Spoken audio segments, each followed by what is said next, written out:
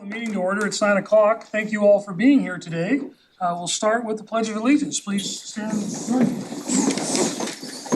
I pledge allegiance to the flag of the United States of America and to the republic for which it stands, one nation under God, indivisible, with liberty and justice for all.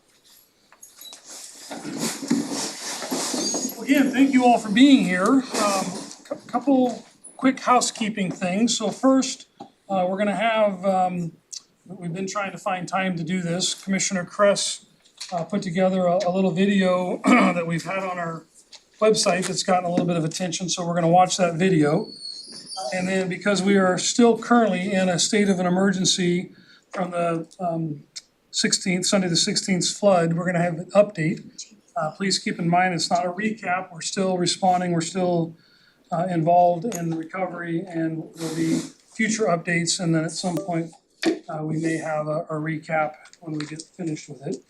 I do want to let folks know online, we have this room set up with the audio system where you can hear us speaking. There's no mics in front of us. It's a zone that comes from above us, and those are at the podium. So if you're not at the podium, people online can't hear you. Which also means if you happen to be yelling out from the back or whatever, we can hear you, but they can't. So just want to make people aware of that. There was some comment about something I said at a meeting about people yelling. It does not pick up online, largely because of these zoned mics, and that way it doesn't make the noise out in the hallway doesn't come through on the recording. So we've done it that way. So let's start with, if we're ready, let's start with the video of Commissioner Kress that he put together a little while back. Please. My name's Tom Kress. I'm Douglas County Commissioner, and today I would like to discuss where Douglas County is in our 2024 to 2025 revenue sources and uses. Kind of go over some of those, and we'll get right into it. So one of our big sources of revenue is Secure Rural Schools. This is to replace the timber harvest receipts that we used to get from the ONC and the federal, the Forest Service. In general fund, we're going to get, and we're budgeting in 2024 to get $7.4 million to be able to go into general fund. And this is based on the SRS numbers from last year. We have not got this year's reauthorized yet, but if it gets reauthorized, we're budgeting it to be somewhere around this number. So that's one number. That is about a quarter of what we used to get in, say, 30 years ago, dollars. 30 years ago, we would get, 75% more than that, just from actual timber receipts off the ONC. So then we get property taxes. We're going to get $13 million in property taxes. We get a little over $1.11 per thousand on property taxes, and that'll amount to about $13 million this year. I have up here $4.5 million in intergovernmental sources. This is stuff that we do for other governments. We provide sheriff's patrols for the city of Glendale. We'll have maybe planning work for other cities. That's where that comes in. So then over here in this Title I timber receipts, that is also an SRS component. So this is the stuff that comes in that is dedicated to the road department. This is $4.6 million. It's about 20% actually of historic dollars. And when I say historic dollars, it's not inflation dollars. These are, 30 years ago dollars. It's about 20% of those historic dollars off the federal forest that went to our road department. We also get about $11.7 million in road tax. That's your gas tax, registration fees, those kind of things that the state collects. We're on a revenue sharing model with the state and other municipalities. State gets 50% of the revenue, county gets 30%, cities get 20%. So out of that road fund, we get, it boils down, it adds up to about $16.3 million. So of the $16.3 million over here in the road fund, we take $4.6 million and immediately give all that to the public safety. That's your sheriff's office, the jail, whatnot. Douglas County is one of about 3 counties in Southwest Oregon that can do that. They can actually take Title I timber receipts and actually funnel it to your public safety. We've needed to do that for years now to bolster the public safety, the sheriff and the jails to have 24/7 patrols. So let's go back over here for a minute. So we got a general fund that adds up to 25.2. We're going to take 19.9 million of that, add it to the 4.6 million from the road fund to get a public safety, that's Sheriff's Department patrols again, and our jail of $24.5 million. From the general fund, we have departments that take general fund dollars. Okay, and I want to talk about them for a minute here. These are departments that, above and beyond whatever revenue they generate, this is the amount that we actually will have to take from this general fund number. And so, for example, it's the building facilities, the building and infrastructure on the courthouse. It'd be our county council, which provides us legal advice, and your district attorney's office. This would be all the prosecutors and stuff for the district attorney. That and several other departments, emergency management, come up to a use $22.92 million use of this general fund. So you take the road fund money and you put it in here to public safety, along with the 19.9 million. And then we have a few other uses of it, 3.1 million here and $3 million contingency, just in case something comes up that we didn't know about, bridge collapses or something like that. And you've got a total GF usage of 48.92. So as you see, we've taken in $25.2 million.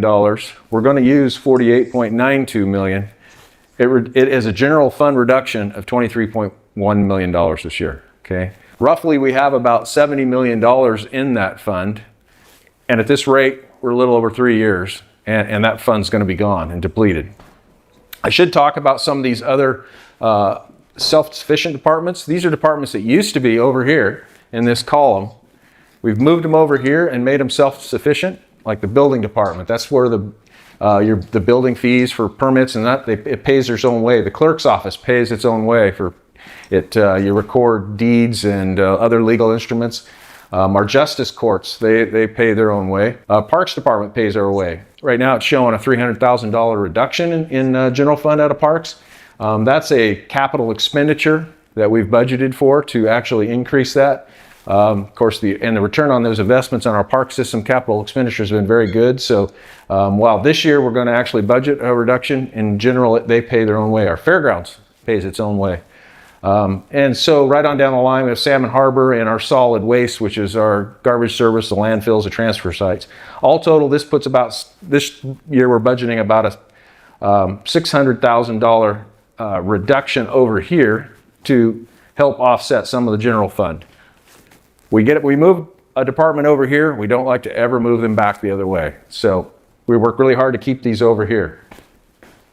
Having said all that, that leaves about $11.7 million that the Public Works has to build bridges, pave roads, do the kind of things that you'd expect, monitor our dams.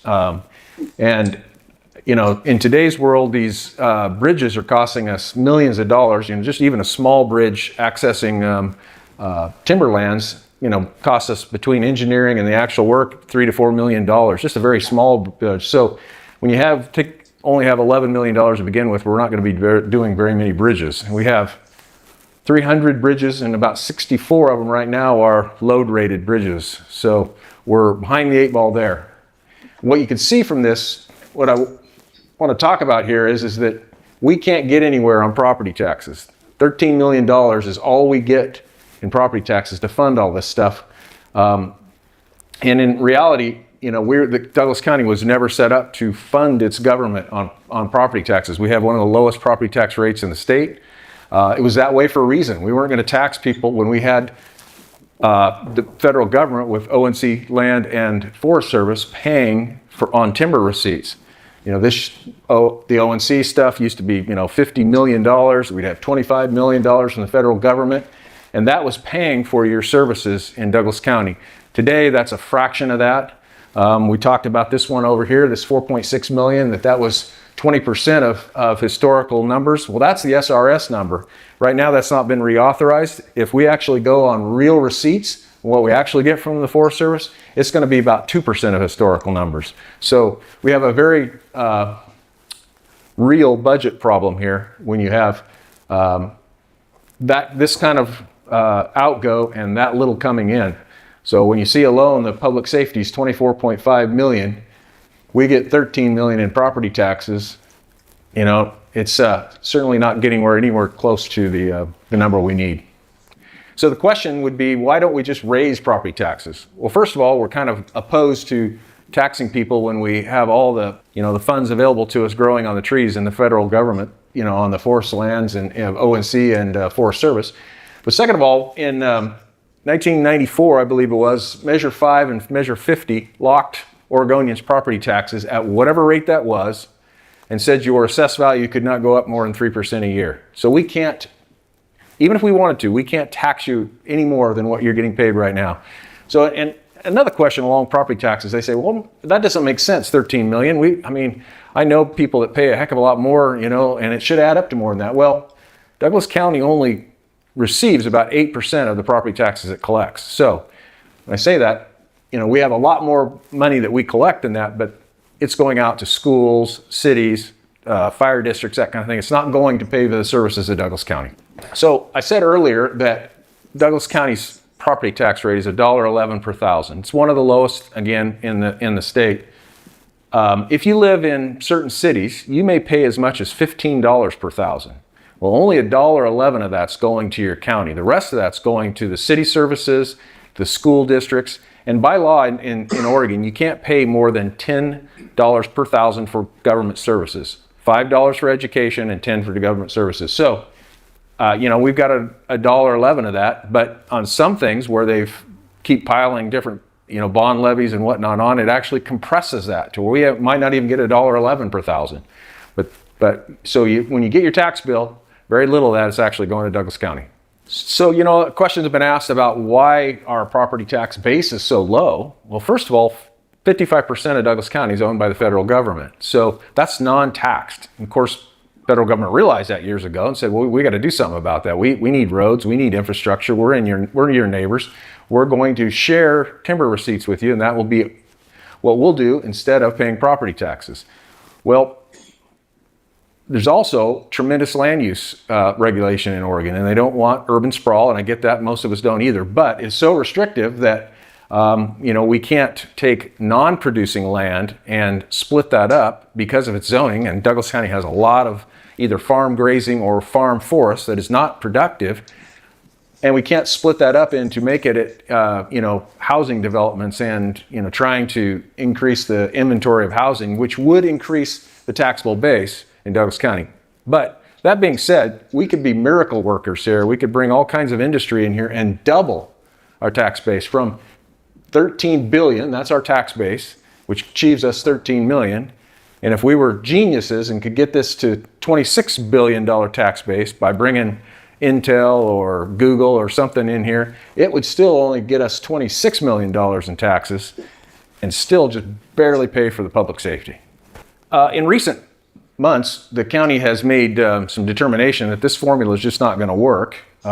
This 11.7 million is not going to continue to provide this, the infrastructure needs that the county's got as it sits today. So we've made a resolution to give back to the state 84 miles of our 1,200 miles that used to be state highways. That would be your Tiller Trail Highway, State Highway 99, and Territorial Highway. In doing that, what that did is those 84 miles are one of our highest cost per mile roads we have. They've got tremendous traffic on them. We have to spend a lot of our money. And well, the reason we looked at that is because in the 90s, Douglas County took those over from the state. And it made sense to do so then because we were, the log trucks and stuff coming from forests to mills were pounding these roads. The county was getting receipts to fix roads. We had the infrastructure, with road crews and stuff to do that. We were getting paid to do it. It made sense to take over that jurisdiction. Now, however, we're maintaining roads that access the forest that we're no longer getting paid to maintain. So we're giving them back to the state and saying, state, you guys need to take care of these because we don't have the money to do that. That'll allow us to focus the rest of our money on all the other 1,100 miles of county roads that we need to take care of. So where do we go from here? Well, we have cut a lot of our services already over the years. This is not something that we didn't see coming. It's just something that we've tried to, again, move as many things as we could over here to be self-sustaining. But some of these departments have no way of generating revenue. Our assessor, the county assessor, we can't generate revenue, but we are state mandated to have an assessor department and assess everybody's property in Douglas County. So there are certain functions here that we're mandated to have dog control, those kind of things that just there's no way you can assess people's fees on some of these departments, but we have to have them. The planning department, it's very important to do statewide planning goals, but it costs us a lot of money, $1.5 million above and beyond the planning fees to do that. Can't charge enough to pay for that department, nor do I want to. So, big picture here, if we don't fix the timber revenue deficit that we've been trying to do for years, we're going to have to change the face of county government, and we're not alone. There's many counties that are going to be in this position. The state's going to have to look at this and say, we can't mandate you to pay $1.5 million a year to run an assessor department when we actually pay you $300,000. They give us about $300,000 a year to do an assessor, but to do the job, it costs us an additional $1.5 million. They're going to have to look at some of those things. They're going to have to look at public safety and see what it costs us to jail inmates now, especially, after some of the huge lawsuits that happen, where it costs us a lot to have inmates in jail.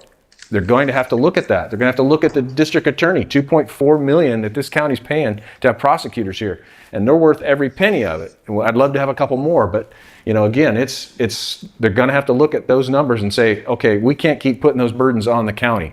Something's got to give. What happens here? Where is the future? I'm showing you we have a $23.1 million reduction in general fund, but that was assuming, again, I'll go back to it, that SRS is reauthorized and this $7.4 million and this $4.6 million actually gets received by the county. That's $12 million that is in this number that we're assuming is going to get reauthorized. It may not, and if that happens, then we go to actual timber receipts. Well, it's going to be next to nothing, $300,000 for the Forest Service, and maybe a couple million over here in on the ONC. And so you're talking, instead of 23.1 million, you're probably talking 33 million. And at that rate, basically, we have 2 years of our general fund, which is about $70 million in it right now. And it's going to be gone. And when that happens, we can't deficit spend. We don't print money and we can't deficit spend. So we will have to run the county at a level of just what we get coming in. So, and I showed you what comes in, and it doesn't even pay for our public safety. So, there'll be some drastic things that'll have to be done, and again, I'm banging the drum now because, we've got time. There are counties right now, Curry County, for instance, it's already there. They're done. They got 3 deputies on duty now in their public safety and so, you call up in the middle of the night there, you're not getting a deputy. And I, don't want to see Douglas County get to that point. Josephine County was there a couple years ago. They passed a safety levy that kind of partially funded that. But Coos and Curry, they're in trouble, and Douglas County's right behind them.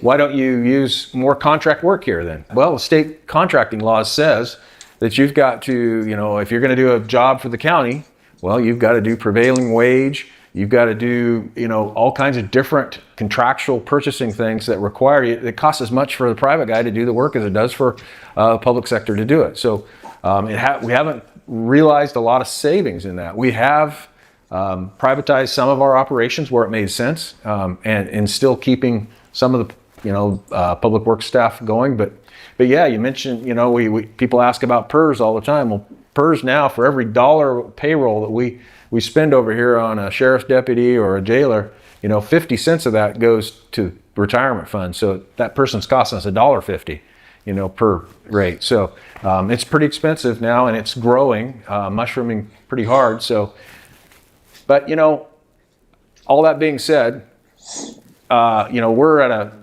maybe 500 FTEs or full-time equivalent employees now at the county, between 5 and 550. It used to be 1,200 at the county, and paid for well with timber receipts. We built bridges, we built beautiful fairgrounds, we built dams. Now, we're begging for crumbs. We become a beggar county, and the answer truly is still out there on the federal forests. So we may not ever get back to what it was, but if we could do just 20% more than we're doing today, it solves this. And that's the answer to that. There is no tax answer to this. There's no bake sale answer to this. And there is no cutting these down to the level of, that are below what state mandates. We have got to get more timber coming off the national forest and off the ONC, that's what funds county government in Southwest Oregon. All right, well, thank you, Tom, for taking the time to put that video together and explain it. This is something the Board of Commissioners has been working on my entire time here. The first year that Commissioner Boyce and I were here along with Susan Morgan, did 100 presentations on the county budget. Probably not as fancy as your video, but similar. We had charts and explained sort of the situation and asked the public in these 100-something meetings what their priorities was. In each meeting, the priorities came back each time as public safety being the number one priority. So we have very much tried to keep our public safety services intact as we have reduced services in other areas or found ways for other departments to fund themselves. So thank you for continuing that message, and we'll keep working on that. So what I'd like to do next, again, we're in a state of emergency because of the floods, the 16th, Sunday the 16th. I'd like to have just a quick update, and I want to remind everybody this is not a recap. This isn't the summary of the end. This is an update during the middle of the response and recovery work. So I have a couple folks I'd like to come up. So first I'm going to have our Public Information Officer, Tamara, come up and talk a little bit about one of the most important things in emergencies is getting information out. And I want to remind everybody, when we had the shooting at the college, Commissioner Boyce and I were 9 months into this job. Commissioner Morgan had been here for a while. We had no public information on our side of the building at all. The county government didn't have a public information officer. We didn't have an e-newsletter list. We didn't have a Facebook page. We had nothing. The sheriff's office had a public information officer. I will tell you the amount of work they've done to expand their reach and communicating with the public has been incredible. But we went from nothing to what you're going to hear today, and there's always room for improvement. But I will tell you, the ability during an emergency to communicate with the public is paramount, and our public information team does a really good job with that. So Tamara, would you or somebody like to come up and?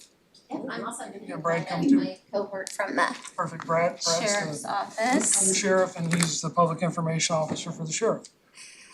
Thank you, Commissioners. Tamara Howell, Public Information Officer for Douglas County.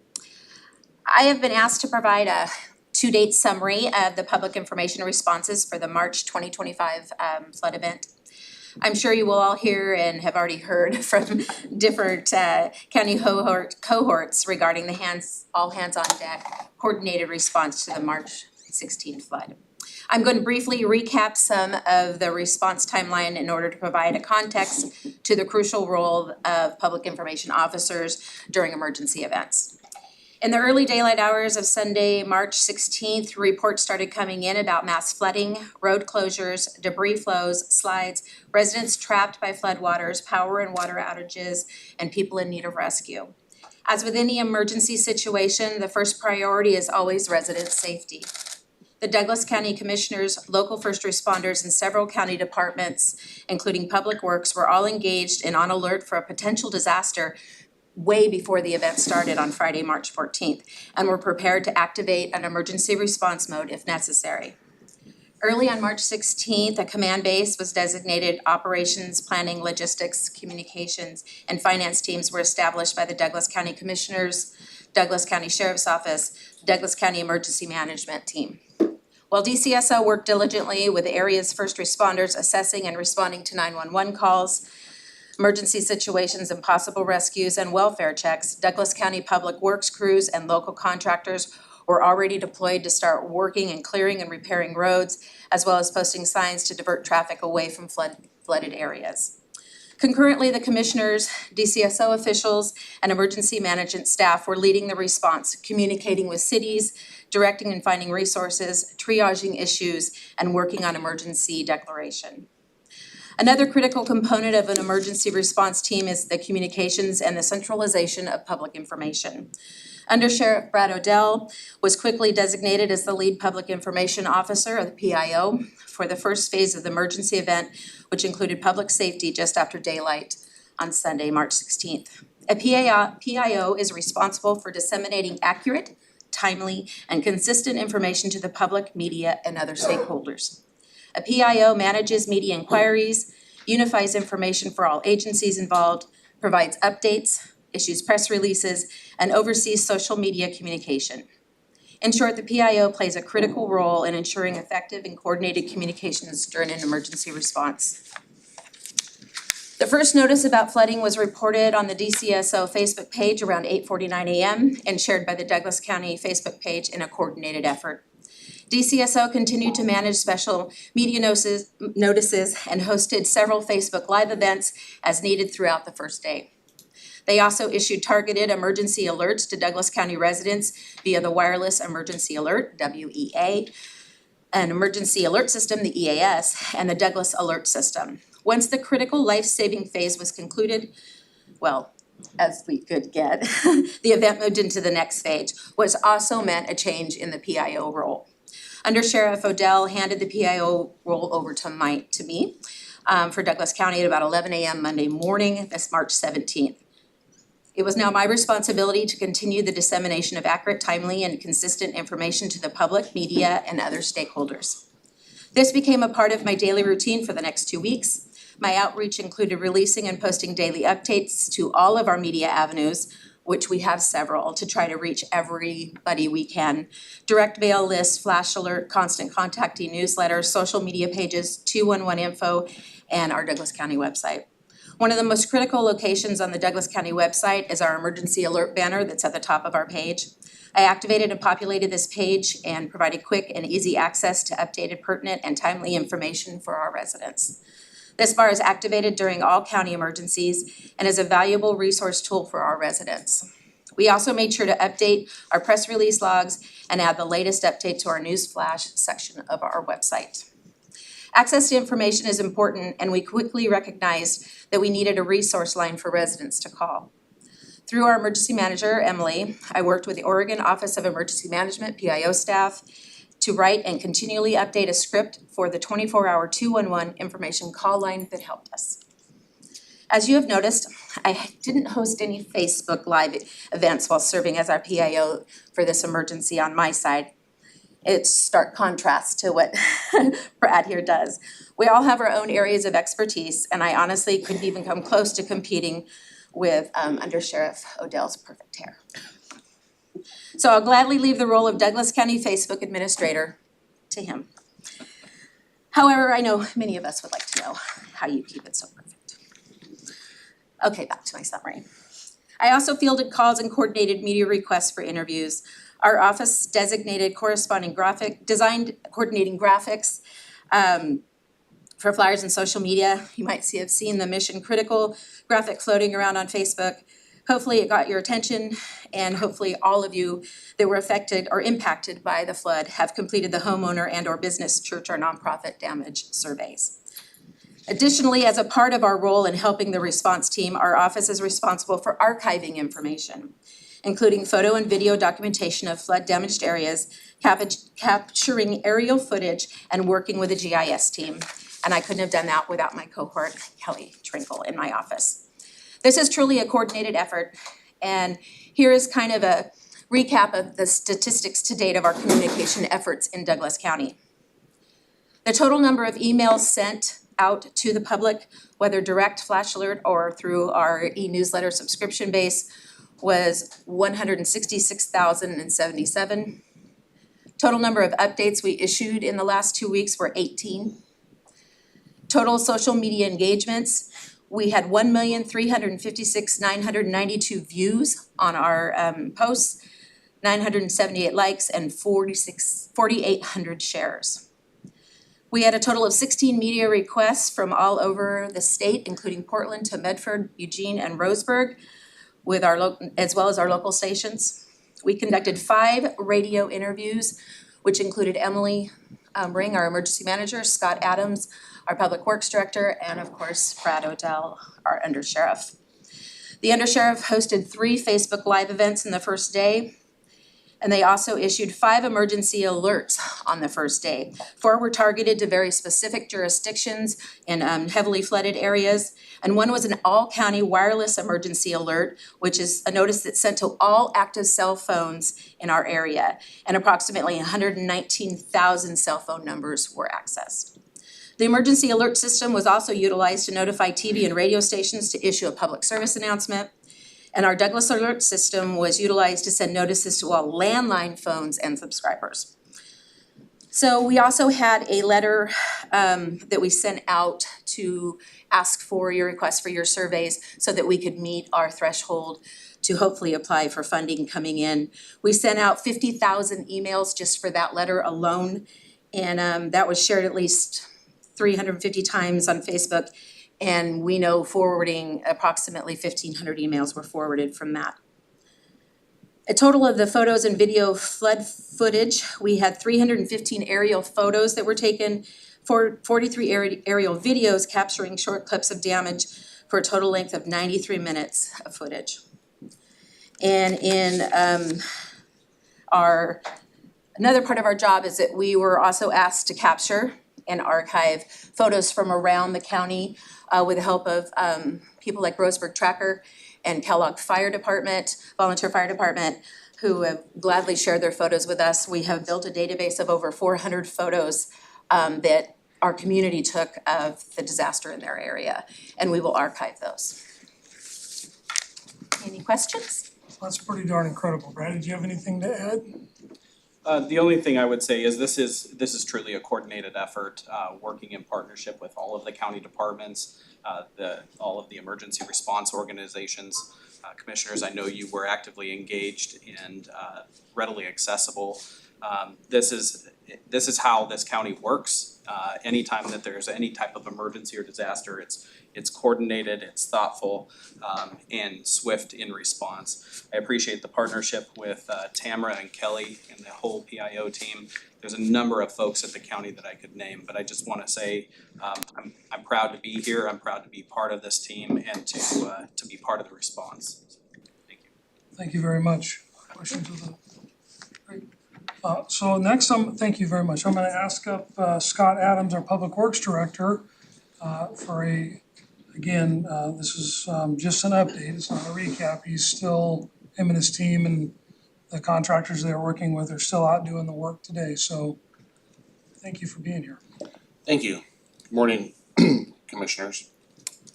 I'm gonna kind of start off with a little bit of a story and kind of talk about this, how it kind of occurred and started up. When I get into the middle of it, I'll give you the thumbs up when I start that slideshow. So Thursday, March 13th, let's go back. So every year, every weekend, when we start seeing events come up where we might get a little weather or storms or something, both Public Works, myself, Garrett McGraw, our road manager, and the supervisors are keeping an eye on the weather and the outlook of the weather. We get NOAA updates. Emily Ring, our emergency manager, gives us updates often and numerous updates throughout the week of what weekend events might happen. Thursday on the 13th, NOAA sent out a brief notice of potential weather coming into Southern Oregon. Nothing really triggering to us of what we would anticipate or what we're actually gonna see. As always, we're ready, we're on board, we're ready to kick up at any time. Friday, March 14th, as we get rolling into the weekend and closing down shop from our regular maintenance, we get updates again from NOAA saying, hey, it's gonna be heavy rains projected Friday through Sunday. That changed on Saturday, where NOAA then updated and said, hey, we're gonna start getting, expect stream flooding potential through the weekend into Monday, all the way maybe into the 17th.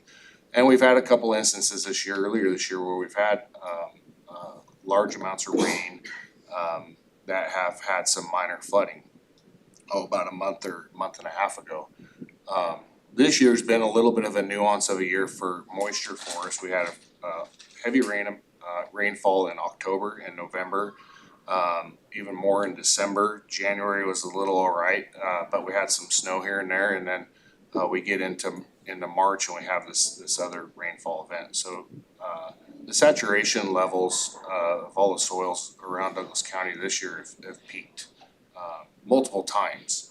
And so it didn't take much rain for those soils to be saturated and to give us the conditions that we started seeing Saturday night. Saturday night, we started experiencing the flooding and the rain, and the rain really didn't stop throughout the weekend. Early in the morning, our crews started receiving phone calls as early as 3 a.m., 4 a.m. of flooding throughout the county. And so we started getting out into the field around 7 a.m. on Sunday. We had about 90% of our staff in the field already, putting up signs in probably a couple hundred locations like what this one in the picture is, just for flooding. With the flooding going on, we were starting to anticipate that some more issues were gonna occur with slides and road failures and culverts plugged and items like that. And while we have a lot of culverts and stuff throughout Douglas County, I think we have like 9,000 culverts. Most of them handle the load that we typically have, but it's a challenge keeping them cleaned and cleared. But this is more water than those culverts were ever designed to handle, and so as you can see, that water there was almost over top of that bridge, and that bridge is very high off at Deer Creek, and I don't believe that bridge has ever been topped over from Deer Creek, and I believe later that day it was. So that went up another 3 or 4 feet, if I'm correct. That video that you were just seeing was about 30 minutes after peak. The water was lapping over the bridge and it had just receded to the point where it was just running into the bridge. Yeah. So that was an all-time historic high for Deer Creek. So as we go into Sunday in the morning, we have all the public work crews out. I'm already on the phone with the Board of Commissioners. We're discussing what's coming. On the phone with Emily. We're starting to ramp up. We get to 8 a.m. and we're already starting to call local contractors in to start dealing with what we're seeing coming down into the roadway. A lot of sites like these mudslides and pop outs were occurring everywhere. By 10 a.m. An emergency declaration had been given by the Douglas County Board of Commissioners. It really gives us a green light to throttle up everything and put the full horsepower of Public Works and the county towards these events. So we actually had ran out of signs for floods. We had probably a couple hundred signs out for floodwaters, trying to keep people from driving into certain areas and detour people around. There was a lot of water going into people's houses. The cities were getting engaged, or were having the same experiences as we were. ODOT was getting inundated with water as well. It was causing slides on those areas. By about noon on Sunday, one of our larger events was the loss of Hubbard Creek Road, a full section of road. Go in and play that. The road completely washed out. We dispatched Knife River to Hubbard Creek. That's Hubbard Creek Road around the 3500 block right there. Had to get the power out of the way. We actually had a Public Works Road employee up in that area. We had to walk him out and get him out of there until we could get this road open back up. The Knife River crew worked all night into the morning. They got the road open by 11 p.m. As soon as they got the road open, we started dispatching crews up the rest of the way up Hubbard Creek with Knife River, because there was much more severe damage up Hubbard Creek than just that one slide. We had large debris flows, like this one here. That large debris flow came off of burnt ONC land. This is just right up the road, another debris flow came off the hillside. Didn't matter what the hillside looked like, it all came down. There's rocks the size of Volkswagens sitting there.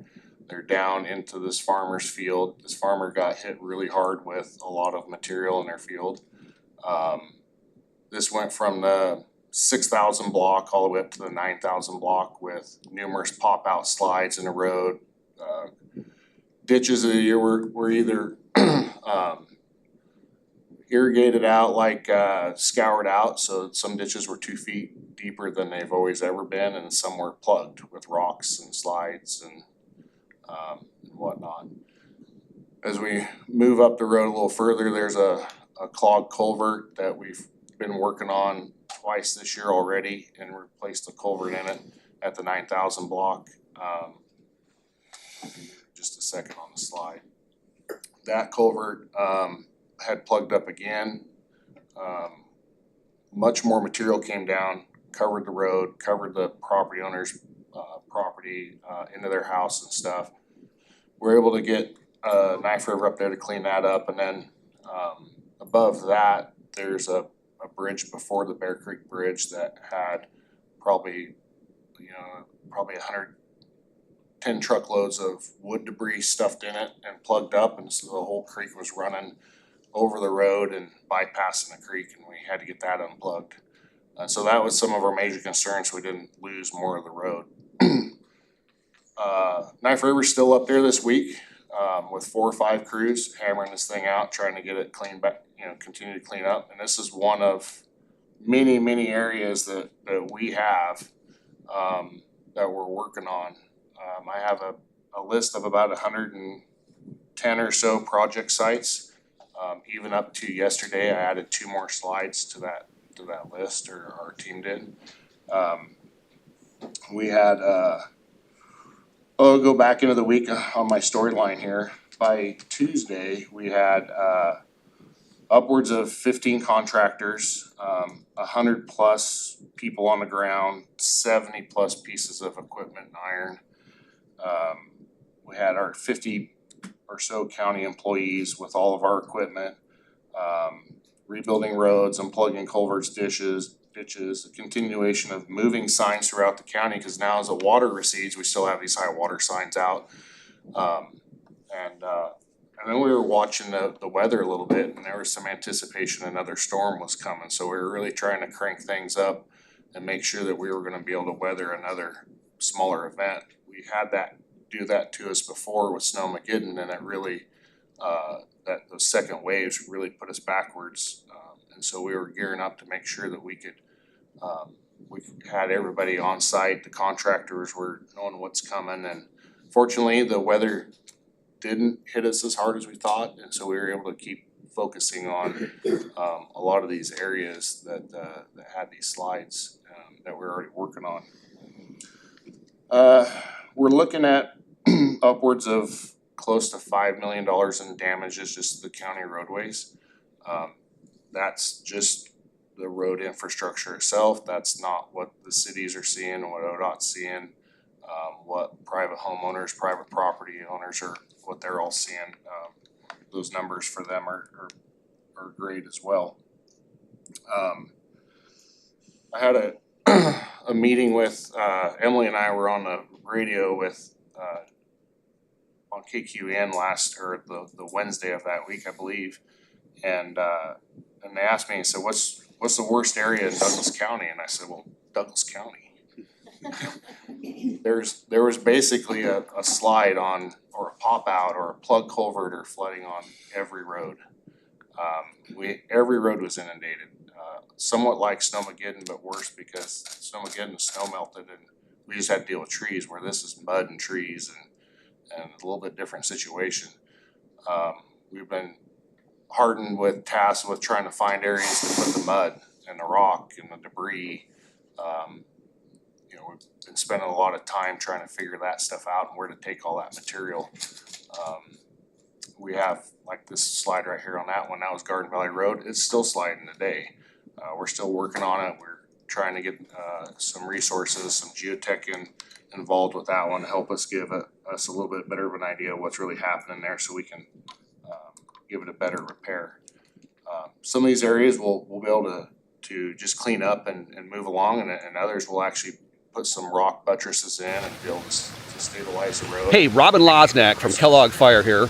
Reports of multiple slides in the area and water on the roadway. Great segue. That's all it puts. Says it better than I did. So we get into like some of the areas, obviously we talked about Hubbard Creek. We also had, half the road on Melquall wash out. Over that time, the water across from River Forks actually went over top of Melquall Road. As that water receded, it pulled the road down with it, which happens a lot. That's a common thing with high water. And it took half the road out. The up on Callahan, between the 1200 block and the 2000, we had lots of road slides up there. Garden Valley at the mile point 11, which we saw a picture of earlier, has 3 large slides on it, kind of a condensed area. Upper Smith River, between mile point 2 and 7, had 4 slides on it. One of them took out half the road.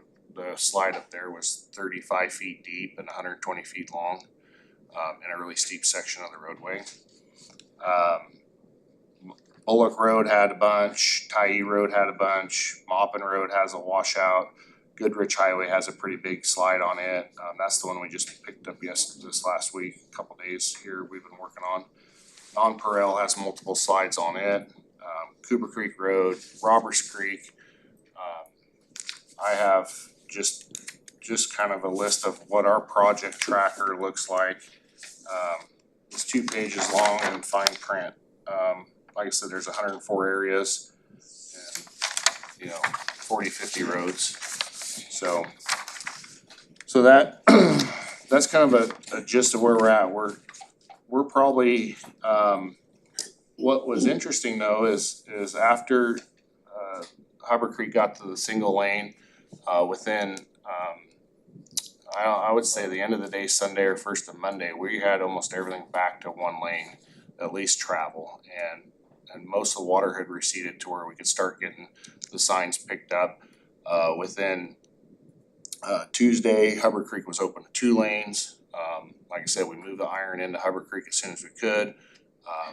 Melquall was open to 2 lanes on Wednesday, and we were able to get up to Upper Smith River and get it up to 2 lanes by the end of that week, by Friday, and get those gravelled in. We still have a lot of cleanup work. We have a lot of gravel roads out there that should be paved. We'll be still continuing working for a while to keep these areas cleaned up. We have a lot of ditches that are scoured out that'll take a while to repair. We have a lot of culverts plugged. In the residential areas, we have manholes that are silted in. We'll be flushing, trying to get out to some more longer term things that will affect us in the future if we don't jump on those, because they were all silted in from these floods. Working into some other pieces that Public Works has to offer, and there was a picture of Galesville up there. Galesville Dam and Berry Creek Dam are 2 reservoirs that are operated and maintained by Douglas County for hydropower for Galesville and water sales for irrigators, as well as flood control. We had the flood when we started seeing the waters come up. We were getting a peak of we had 150 CFS on Saturday coming into Galesville there, and it increased to 5,500 CFS. The reservoir increased elevation by 12 feet within like 8 or 10 hours. And we kept the spillway closed off for quite a while because the tributaries coming into Cow Creek below had increased so much that it was already starting to flood the Glendale and Riddle area. they were seeing peak levels down there, so we held off the dam trying to catch the weather just right. It was a little bit of a roll of the dice whether or not the dam was actually gonna get overtopped, which is kind of a historic thing we don't like to see. The dam's not made to spill over. And we were within 8 inches of it spilling over, and the weather got us just right. And as soon as the tributaries below the dam crested, we started turning up the water to keep it from overspilling. But our hydraulic models predicted that we were 1.5 to 2 feet less of a flood or elevation of floodwaters to Glendale. And that's quite a bit when you're talking water. That's in somebody's front living room probably, where it probably wouldn't have been. So the dam did what it was supposed to do. Our team down there, they were running through the night into the next morning, keeping it up, monitoring it. All the gauging stations that we worked so hard to maintain and operate throughout the year did their jobs. So Glendale did, and Galesville did a really good job. We were able to spin the turbines up, both turbines and the cone, which is the water spraying all the way out there. That's our cone valve. So we had both turbines going in that cone valve, and we were cranking out the water, about 1,300 CFS to keep it from overtopping. It's about the max we can get out of there, I believe. Yeah.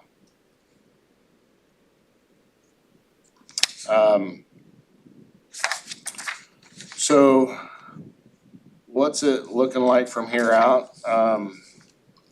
Right now we have 7 contractors still active, and I'll talk about those contractors and our staff here in a second, but so we have about 7 contractors and still a full county staff working together on some projects, and some others we're spot checking with our county staff, and the contractors are doing the heavy lifting. Hubbard Creek's still active. We still got a lot of work going on up there. I'm hoping to have it finished by the end of this week, at least to where that contractor can mobilize out. Upper Smith River still has a little bit of work to do on it. Non-Pereil has still has some rock going in on some of the slides out there, and then we also found another shoulder slump with that's putting the city of Sutherland's water line in jeopardy. So we've been working with the city of Sutherland on how we want to organize a contractor to stabilize that shoulder of that road in the 7,000 block. There's a slide repair on Cooper Creek Road that we're still working on. Hopefully get it wrapped up this week. And then Garden Valley and Goodrich Highway, those are going to be a little bit longer term slide repairs on those. It may take us a month or so to get those figured out, what we want to do and fixed. The good thing that comes of this, that we prepare for and we practice all the time on a daily event with our public works teams, and I have to commend those guys to what they do. My road manager, the supervisors, the crews, they are, when it comes to these, they pick it up. They bring a level of intensity to going after repairing roads like no other. They're commendable. And then on top of that, we have about a dozen on-call contracts that we work on through the year. And as soon as we started making calls, we had iron hitting the ground within the hour with local contractors helping us out, getting in front of all these slides and stuff. And then throughout the day, it was just phone call after phone call. Staff did a commendable job organizing and trying to figure out who to send where. When you have that many sites, it's a lot of work. You have a lot of information coming in. We have to put a lot of information together because if this turns into a FEMA and a federally funded emergency event, we'll try to recover any funding we can with that, and that takes a lot of information to be able to track those and hold people in the slide of areas accountable for what was spent where. So, yeah. Scott, thank you, and to your team. it's amazing. I mean, this all kicked off in the early hours Sunday morning. And the fact that most of your folks were available and came in, they weren't vacationing, they weren't somewhere else, they were actually here in the community was incredible. The work that you do and we have done over time to make sure we have those on-call contractors available so you can surge capacity in is pretty, it's, you don't think about it when you're doing those, those annual updating of the contracts and all that work is just sort of business work that we do here, but we do that so that when there is an emergency, you and your team can surge capacity in to take care of the people of this county. I know, one of the biggest concerns from the emergency management side, we're gonna hear from Emily next, is, getting people to where they can get in and out of their homes if they're having medical emergencies or just for whatever reason. And one of your goals, of course, is to get one lane open so that can happen. And I believe by the next morning, 8 or 9 o'clock, by Monday morning, you had one lane open on every road that had houses past the closure. So pretty incredible work. Again, some folks worked throughout the night, some of the contractors and some of your people, and continue to put long hours in. I know we have looked at some of those number of hours you and your team have put in. I don't know if you have any of that, but it's pretty wild. I have some stats. It's, for the public works employees themselves, just for that first week, their regular hours would have been around 2,100 hours for those 12 or 13 employees that had a lot of hours, and they had 400 overtime hours. My division manager, he put 40 hours of overtime in the first week. I think he was 40 hours in by Wednesday, and I'm not sure he remembers how much he put in, but that's about what I was tracking. The supervisors put in another 150, 200 hours. We're looking at close to 800 to 1,000 hours just on 30 or 40 employees in a week, a week's time. And so they they did really great with that, and fortunately we did it very, very safe. That's one thing that always is a little bit scary is when you're putting in that much time and people are that run down and that tired and whatnot that we don't have any accidents. And we've done very well at making sure we stay in front of that, and we're keeping an eye on each other too, so. Thank you. Questions of the commissioners? No, a real comment, you kind of understated, besides the kudos to your team, which was really good, I gotta really send some kudos out to past commissioners. The fact that they put in that dam at Galesville, when you're talking about holding back 5,000 CFS, it would have went into Cow Creek and would have, the amount of damage to Glendale and Riddle would have been astronomical. I mean, that, And Myrtle Creek and right on down the line, yeah. but 12 feet in elevation change in one day out of a dam is pretty incredible. So, I wish we had more of them. Yeah, I think it would have added 30 to 40% more flow to that area down in Glendale, so I mean that. Which would have then impacted the South Umpqua. The South Umpqua would have been up higher and would have dammed up Deer Creek worse and would have inundated it all. So it did its job, and I just don't wanna understate that. Any other secondary and tertiary effects? Thank you. So I'm gonna thank you, and I'm gonna invite Emily up, our emergency manager, and while she's coming up, I wanna remind everybody that we have evolved our emergency management to being its own department level now, so it's its own department. Historically, it had been under the sheriff's department. They did really great work. And the idea of moving emergency management to its own department was really just a capacity building concept. It's interesting, the state of Oregon did the same thing. So when I was in the legislature, the emergency management was under the military department. Now it is its own full agency at the state, so they saw some of that same need there to respond. So I will ask Emily to come up and give us a quick snapshot and recognize that you are fully in emergency mode and know that this is not gonna be all-inclusive. So thank you for your time and the work that you've been doing this past several weeks. I have heard I've heard from a few people that I did too little, and I've heard from a few folks that I did too much. So I'm taking a rare opportunity to kind of share and explain a little bit of what we did during this event, how much of it is normal for any kind of event we do, and what's special about this one, if there is anything special. I think it's important to note, because I've also had some folks tell me like, wow, you must really do well during an emergency.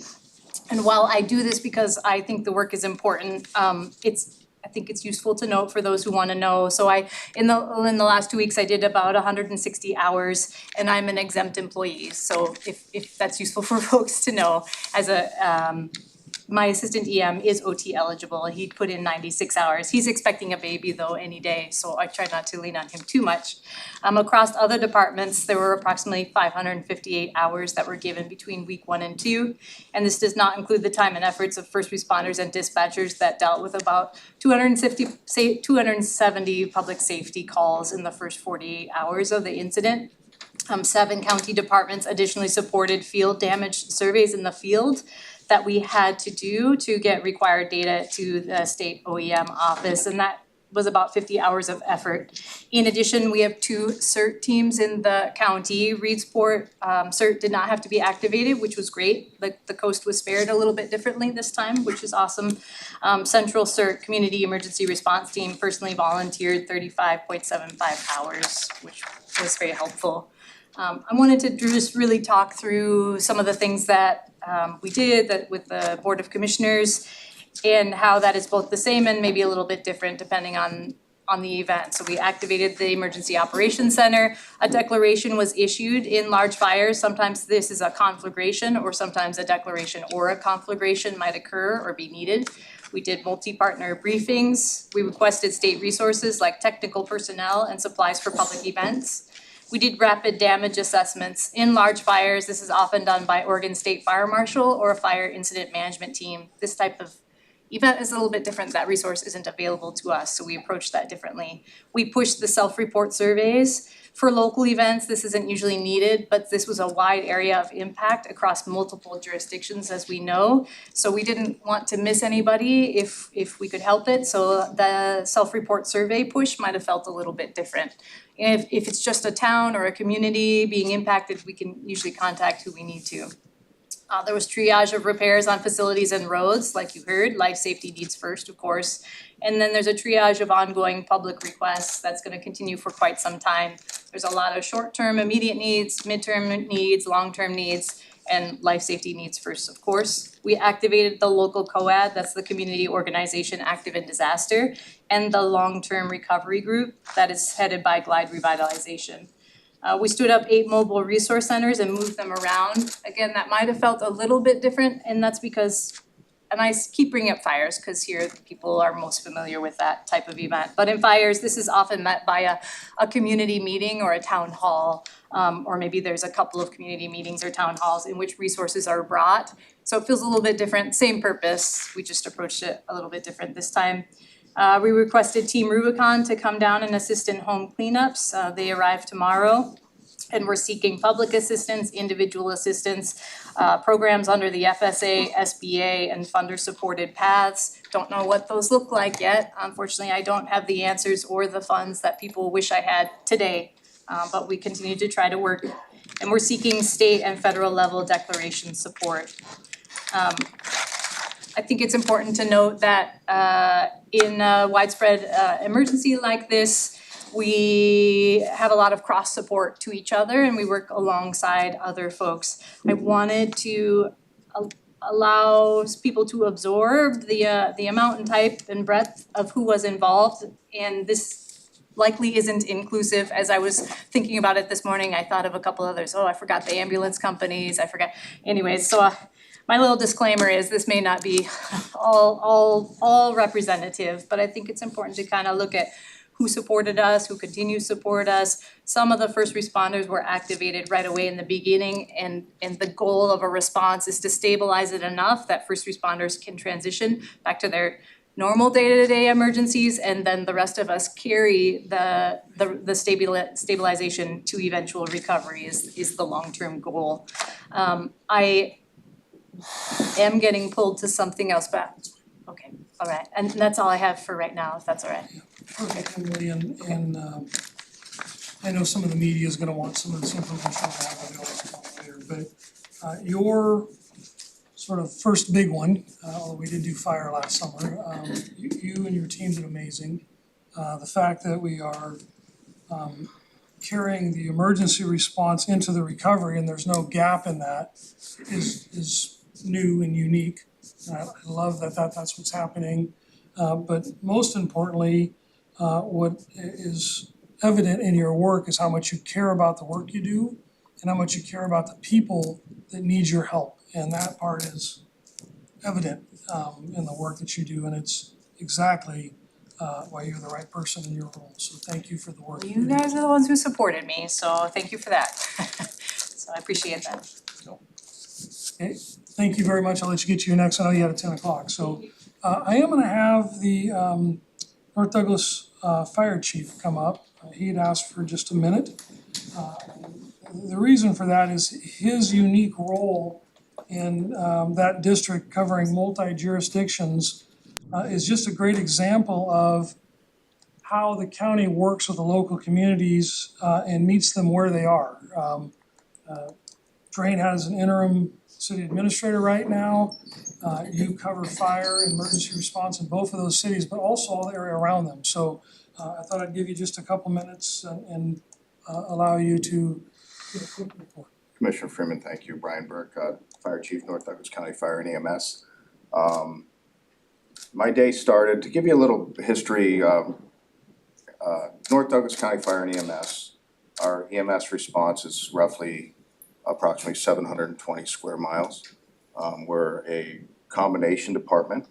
I have 7 full-time staff, and we're supported by about 54 local volunteers right now.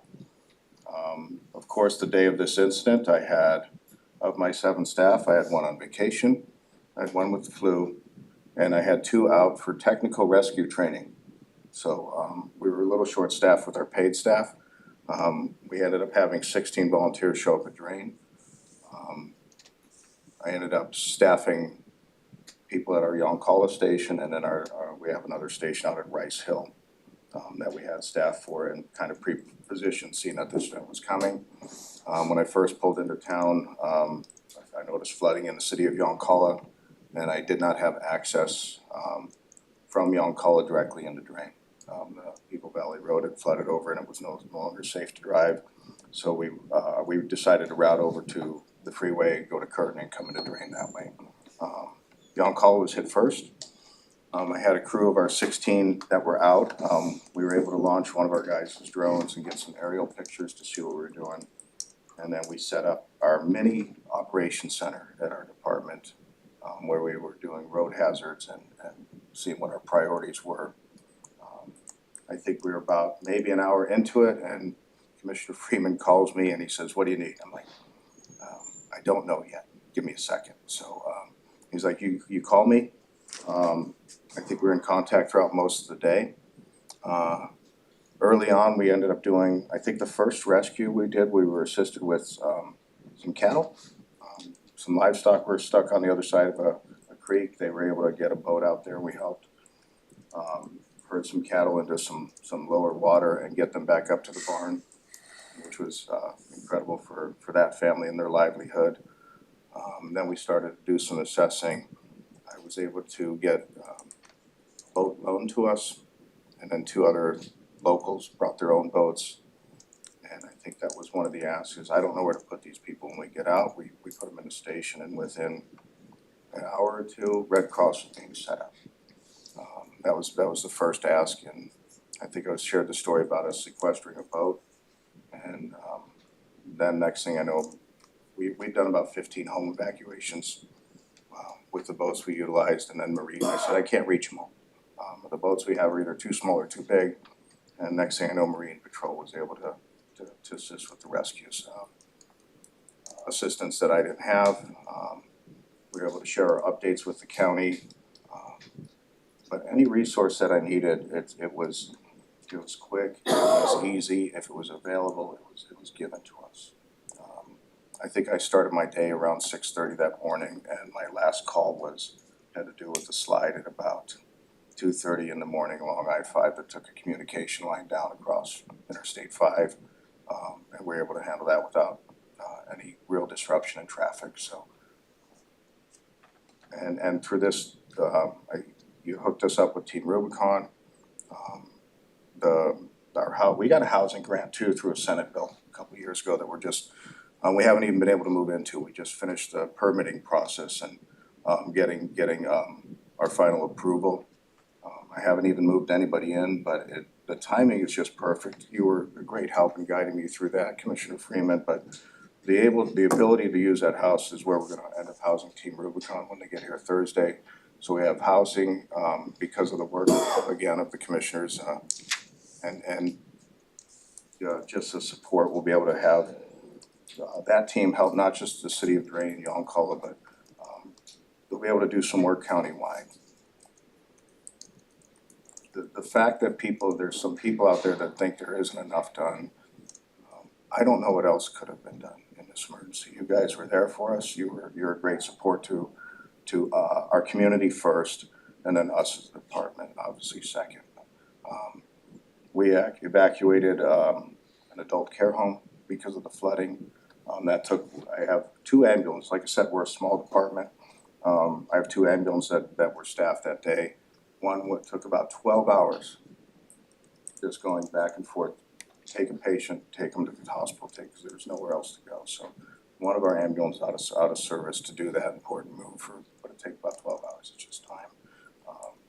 While we're still maintaining what roads we can take and drive around town. But my report's a little different. I just want to thank you all for your support and what you did for our community.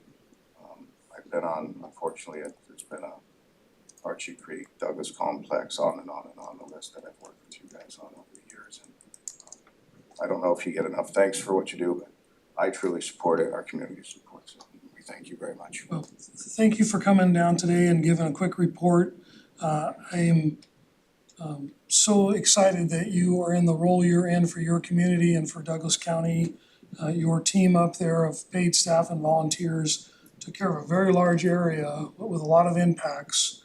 And you did it in a way that made sure everybody was safe, and it is really great to have you up there. And the Team Rubicon Recovery Group, it's something we've read about, heard about. I've not experienced them. When they mentioned they were coming, it just seemed like a natural fit for your rural part of the county to use that resource. Hopefully they're effective and create value for you.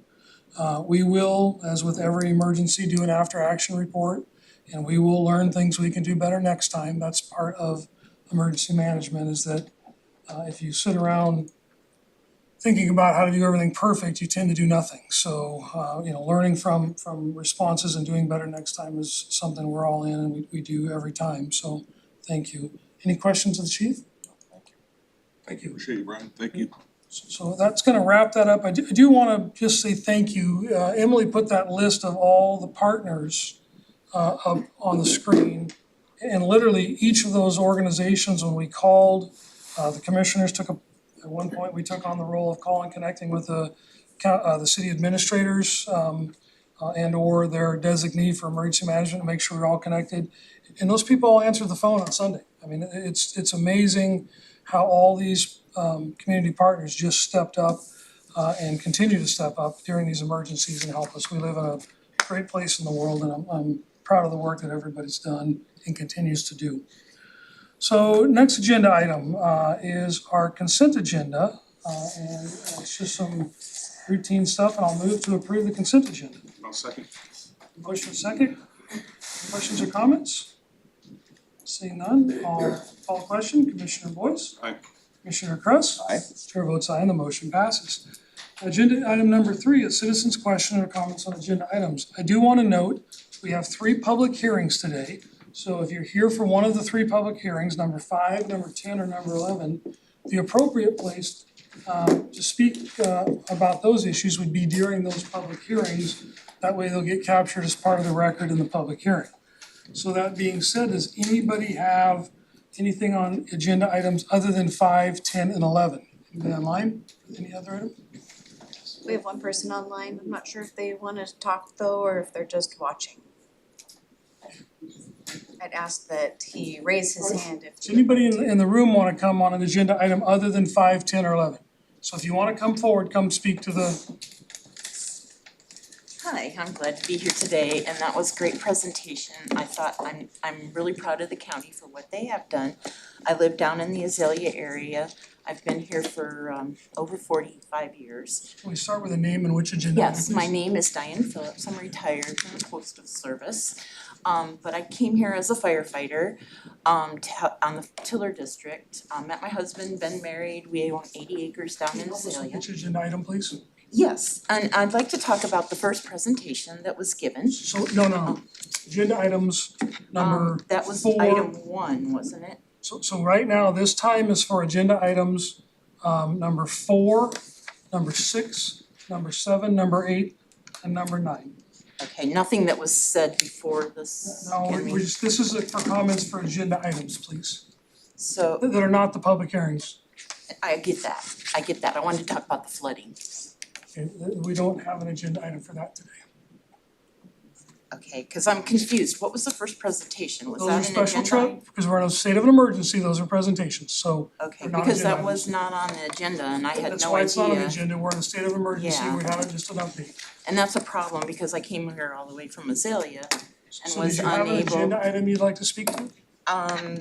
You went by those so fast on the other ones. So obviously you There weren't was here. only one agenda item then, is that correct? So the agenda items that are not public hearings are agenda item number 4, agenda item number 6. The ones we have not talked about. Yes, agenda item Gotcha. number 7, agenda item number 8, and agenda item number 9. Okay, thank you very much for clearing that up. Thank you, certainly.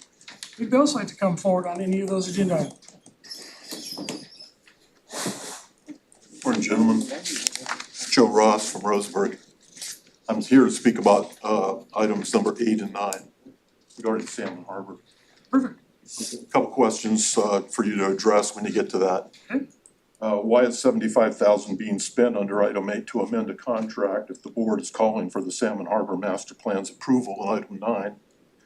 The total contract cost of over $172,000, which is the current $95,000 plus the $75,000 add-on to Sustainable Healthy Communities in Wilsonville, seems rather exorbitant for a site-specific master plan development. And then regarding item 9, prior to its approval, shouldn't a public comment period be allowed on the draft master plan for Salmon Harbor? Has the draft plan been uploaded online and circulated with at least 30 days notice for public review? When and where was public input obtained on the draft master plan?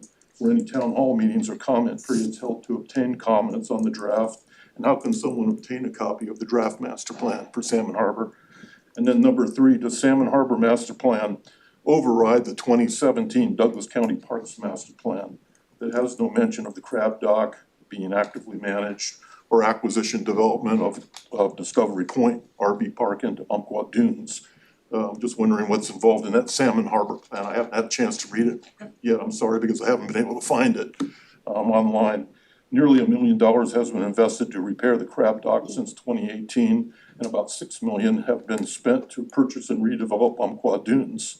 On page 14 of the DC Parks Master Plan, calls for a formal public involvement process when that plan was to be amended. And so we can talk about that later, but my question is how the Salmon Harbor plan correlates with Douglas County Parks Master Plan. And I'm noticing one last thing on items 8 and 9 is that Mr. Kress's budget presentation indicated that Salmon Harbor is operating $234,000 in the black. And I'm wondering how the new master plan is going to make that area even more profitable and operate even more self-sufficiently. Right, and we'll get you those answers. I will note that when the master plan was developed, Salmon Harbor was being operated under a management agreement with Port of Umpqua, and that has since changed, so that there's a little bit of difference in the way that's being operated. So anybody else like to come forward on agenda items?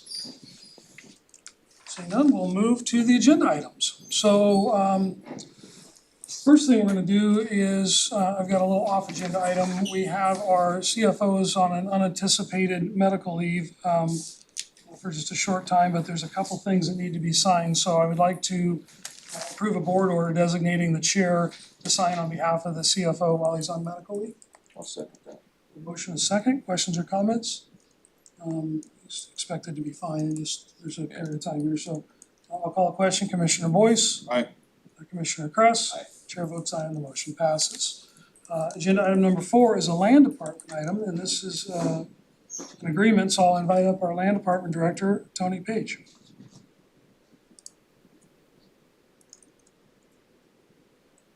Good morning. Morning, Commissioners. Tony Page, Land Department. What you have before you is a fence line agreement affirming existing locations. It distinguishes repair and maintenance responsibilities between Douglas County and Roseburg Resources Company. It's for a county-owned property at 5230 Eagle Valley Road in Yoncalla. Douglas County and Roseburg Resources share this common boundary here where a fence had been located and constructed. This was before we acquired the property, not our fault. It's on the parcel in a way that encroached slightly upon Roseburg Resources land. So this agreement allows each prospective property owner to maintain the existing fence line and area, and there's no cost to this agreement. However, if the fence should ever need to be completely replaced, the agreement will cease to be in effect, and then county would be responsible to construct a new fence along the newly established common boundary for the duration. We're each allowed to manage our respective properties on both sides of the fence, so I ask that you approve the agreement. So basically, this agreement, just we acknowledge that we know the fence is in the wrong spot and we're not gonna make that the property line. And they are too, but well, they're agreeable to keep it where it's at. To approve the agreement. I'll second. Motion is second. Any questions or comments? Say no, I'll call a question. Commissioner Boyce. Aye. Commissioner Kress. Aye. Chair votes aye and the motion passes. Thank you. Agenda item number 5 is a planning department item, and this is a public hearing, so I will invite up our planning director, Joshua Shackley, for a staff report. Good morning, Commissioners. Joshua Shackley, Douglas County Planning.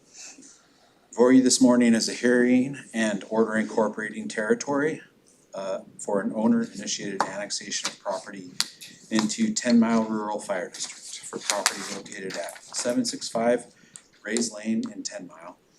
The chief petitioners are Eric and Dina Dougherty.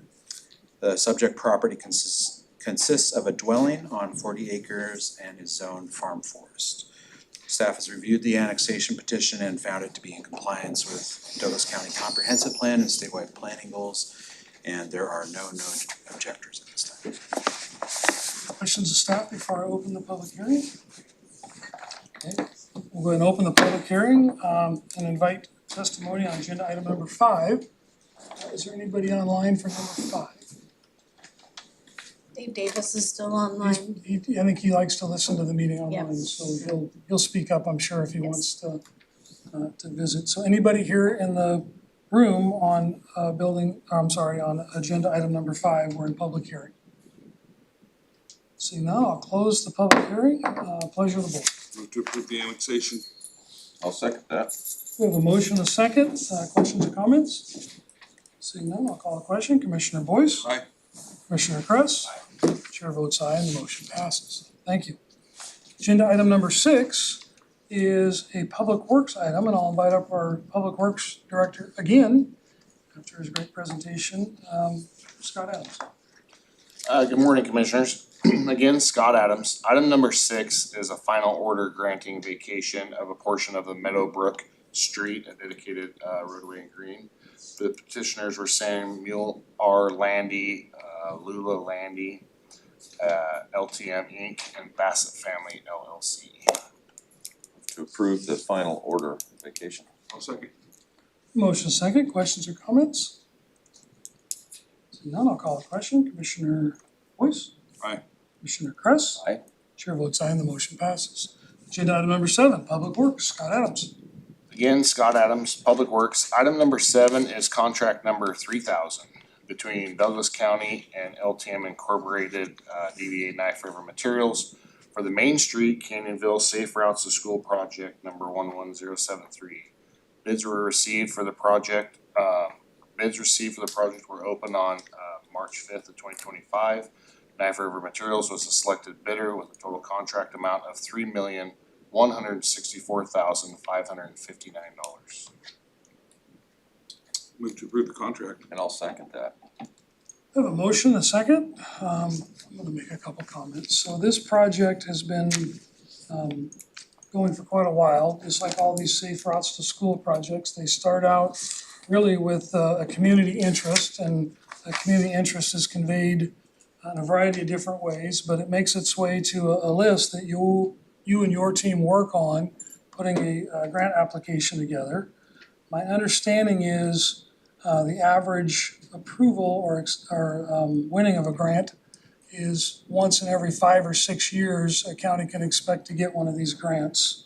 I think this may be number 4 or number 5 in the last 10 years. So I know we've got a couple more, maybe this is 4, number 5 still in the hopper, that you all have been successful in.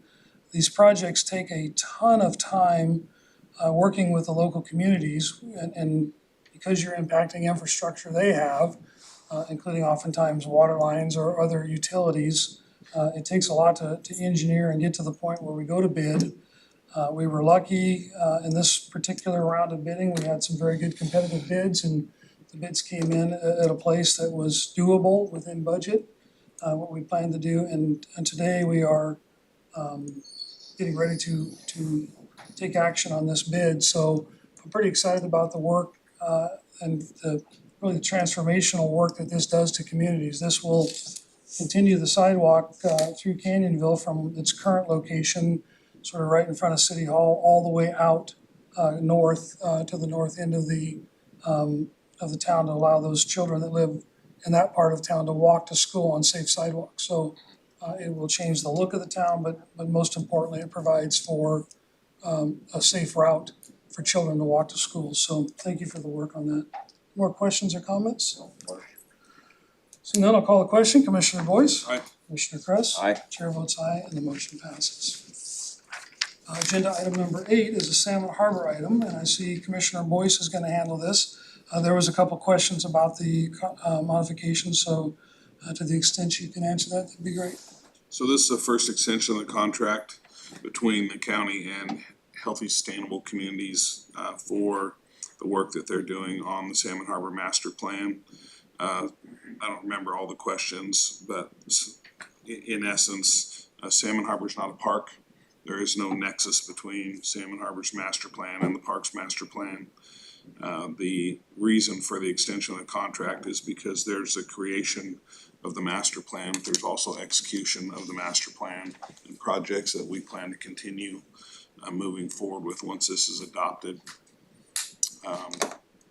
There was a huge public process in developing the master plan, including a large sample of interested parties chosen from the public, ranging from coastal representatives to fishing guides to commercial fishermen to local businesses over there that formed a committee that all worked together on the master plan. There were town hall meetings in Salmon Harbor at the Marina Activity Center hosted for the public to come in and comment. And the copy of the master plan is available if you submit a public records request. It's on the No, website. It's on the actually on website. our website. It's on the website. It's on there now. Yes, and it was part of the agenda packet. So one of the confusions, I think, at the coast is the Salmon Harbor, again, some years ago was managed under a management agreement with Port of Umpqua and the county, and it kind of had its own little entity over there that did it. Over time, with the sort of change in usage and the evolution and advance of investment over there, the Salmon Harbor is not under that same management agreement, but it still operates separately than the park system. It's got its own person in charge over there, Jim Zimmer, that helps put all that together. And primarily it's the area around the water. That's the best way I can describe it to people. Many of the businesses that are over there are on ground leases where the county actually continues to own the land. But when you do master planning, you kind of encapsulate all that area around the water and trying to find ways to enhance that area and bring more prosperity. It's worthwhile endeavor. And I know oftentimes it does get confused with other park systems and other assets that we have over there, but. Move to approve the contract modification and extension. I'll second that. Okay, a motion, a second, questions or comments? Seeing none, I'll call the question. Commissioner Boyce? Aye. Commissioner Kress? Aye. Chair votes aye and the motion passes. Number 9 is also a Salmon Harbor item, and again, Commissioner Boyce on behalf of Harbor Master Jim Zimmer. This is the board order adopting the master plan. I have read the thing in its entirety. I think that the committee did a great job. I think the company that we hired to put it together did a great job. And it outlines a very bright future for what we have planned over there. And I think it's all inclusive of everyone's interests. I move to approve the master plan. I'll second that. A motion, a second, questions or comments? I'd like to comment on your efforts to look for ways to enhance that part of the county and the amount of time and effort you personally put into doing that. You're not always just driving over there, but just building relationships with community members over there and having them engaged in processes like this master planning is really important. So thank you for the work you do. Any other questions or comments? Seeing none, I'll call the question. Commissioner Boyce? Aye. Commissioner Kress? Aye. Chair votes aye and the motion passes. So we've been here an hour and a half. Why don't we take a 5-minute recess and let some of us use the restroom that drank too much coffee this morning, and we'll get right back after. So we're gonna be in recess.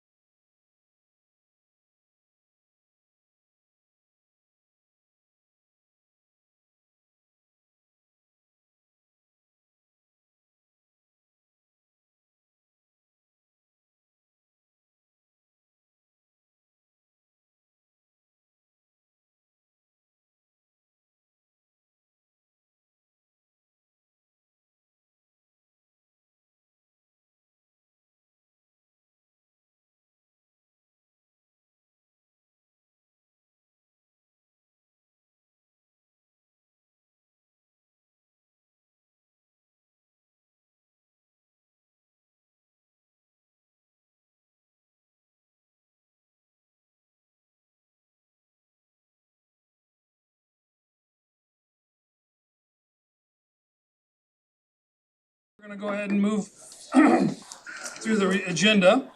So the next agenda item, sorry, were you ready?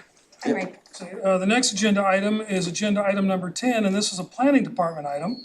And I will invite up Joshua back, there he is, sorry, to give us a staff report before we go into public hearing. There's a little prelude that I need you to read first.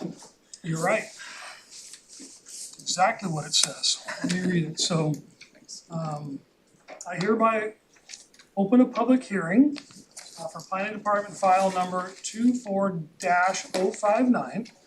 The purpose of the public hearing is to consider a request from the Douglas County Land Department for a comprehensive plan amendment for a 22.82 acre unit of land from Farm Forest Transitional FFT to commercial CO with an exception to statewide planning goal 3 and 4, together with zone change from PR Public Reserve to CRE Rural Commercial. Clarify that only those with standing established by participating in the Planning Commission process can participate in this proceeding. And those people are Steve Marshall and Deborah May Campbell. So I am going to now request that the board members announce any ex parte contact, potential conflicts of interest, direct or substantial financial interest, or any prejudice or bias. Members? I have none to announce. I would simply note that I have been to the park, but I have no other concerns with any ex parte contact. So now, where we started, I'm gonna ask for a staff report. Thank you, Chair. Good morning again, Commissioners. Joshua Shackley, Planning Department. The applicant, Douglas County Land Department, is requesting a comprehensive plan amendment of a 22.282 acre unit of land from Farm Forest Transitional to Commercial Comp Plan designation, with an exception to statewide planning goals 3 and 4, together with a zone change from Public Reserve to Rural Commercial. The subject property is located at the end of Curtin Park Road, adjacent to the Curtin Rural Community and adjacent to the west side of Interstate 5, exit 163 interchange. The property has been known as Pass Creek Park, the site of a pre-existing full-service RV park and campground operated by Douglas County, and includes developed wells and a septic system with drain fields. The applicant has requested to redesignate the property to rural commercial CRE to make the property more viable for rural commercial development, and intends to sell the property at a public auction. The applicable criteria for approval includes the Douglas County Land Use and Development Ordinance, our LUDO, section 6.500, which establishes the procedure for processing quasi-judicial comprehensive plan amendments and sets forth the applicable criteria, and LUDO Article 38, which establishes criteria for approval of a zone change. The proposed comprehensive plan amendment involves a physically developed exception to Goal 3, agricultural lands, and Goal 4, forest lands, which is subject to Oregon Administrative Rule 660-004-0025. The Douglas County Planning Commission heard this request at their August 29th, 2024 meeting and approved the request and adopted findings at their September meeting. A board hearing on this matter was originally held in October, however, due to a delay mailing the timely notice to the two neighbors that established party status mentioned earlier, we rescheduled the hearing as a precautionary measure. Based on the findings of fact adopted by the Planning Commission, findings contained in the staff report, and evidence contained in the entire record, staff recommends approval of the requested comprehensive plan amendment to Farm Forest Transitional, from Farm Forest Transitional to Commercial, with an exception to statewide planning goals 3 and 4, together with a zone change from public reserve to rural commercial on the subject 22.82 acre unit of land. The proposed request meets the criteria of Chapter 6 and Chapter 3 of the Douglas County Ludo and the requirements for a land physically developed exception to goals 3 and 4, subject to the following conditions. Number 1, if a rural commercial use is proposed that exceeds the established trip cap of 350 ADTs, average daily trips, that proposed commercial use cannot move forward until a traffic analysis or traffic study is submitted and reviewed and approved by Douglas County and the Oregon Department of Transportation to demonstrate that the transportation system is or can be made adequate to accommodate the proposed rural commercial use. Number 2, any future development, including expansion of the existing RV park and campground, will require coordination with the Oregon Department of State Lands and or Oregon Department of Fish and Wildlife to address and minimize any potential impacts to the wetlands or riparian areas of the property. Number 3, any future expansion of the existing RV park and campground will require review as a conditionally permitted use under the CRE zone. Unless the board has any questions, you may open the public testimony portion of it. Questions, commissioners? Okay, again, we are in public hearing. It's just open again, but I'm gonna open it again. We're still in public hearing. And I'm gonna request testimony from the applicant. I believe that would be our Land Department Director, Tony Page.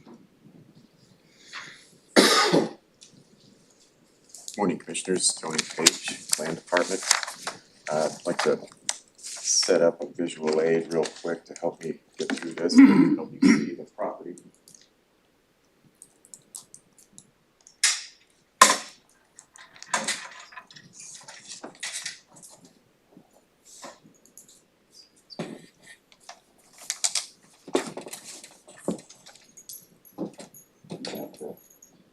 See there? Yes. See that?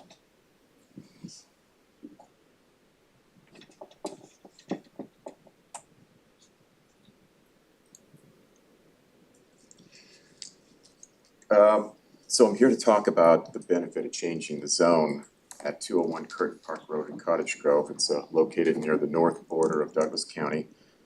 And all the time that I've been here working for Douglas County, 24 years, this property has never been a profitable one or a destination type of property with appeal and draw. It's kind of an outlier for the park system. And there's been talk of changing the zone in the past since I've been here, or potentially liquidating it. It's been a topic of conversation because it's not a self-sustaining property as it is right now. I recently represented this, as Joshua said, for the commercial zone change from PR Public Reserve to CRE to the independent panel of the Douglas County Planning Commission. And this happened a couple months ago, and they approved it based upon the information that they had. So the public reserve zone geared towards public governmental use, and it's pretty limiting. It's not very conducive for growth in commercial aspects. So the CRE zone, which is rural commercial zone, has a much more liberal use. Do a lot more with it. This could be turned into a tourist destination or a nice place for artisans to come and display their things, or whatever kind of commercial aspect that they would like to do with it. So part of the spaces are limited. They could be turned, just some things that come to the top of mind. They could do RV spaces or permanent spaces or year-round things. There could be Saturday markets or general store, feed store, food trucks. Could have food festivals, art festivals. I know that there's a lot of artisans that live in the hills surrounding this that have bought things before to craft fairs. So if there was some kind of commercial endeavor in this area where there's a lot of commercial that's needs to be cleaned up and developed, I think it would be beneficial for the community in its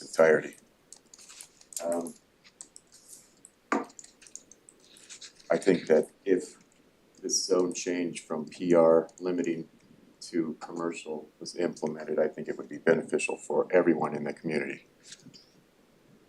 It would create more of a draw for surrounding business owners and property owners. It could be a more properties could go up and sustain, could be a better place to live. As seen here in the map, there are 30 spaces that are developed right now. Some of them need a little work for RV stays, which is limited by the PR zone. We don't want to create a tenant-landlord relationship, so it's limited on the time that they can stay. The green areas here are wetlands areas, and the exception to the goal 3 and 4, which is this strip in here, which is high production fertile ground, is encumbered by the well system and the septic system. So, and the wetland in green here. So there's not any real usable ground. So that kind of nullifies the argument that it's should be fertile agricultural ground. So there's a lot of areas that could have potential of development in here, but as it sits now, there's probably 14 plus or minus acres out of the 22 that are reasonably able to be developed. So that's from the planning side of things, and it just makes more sense to turn this into commercial, commercial property rather than a PR zone and a farm zone. Some of this other property that surrounds it is all commercial, so it would just go hand in glove here, so.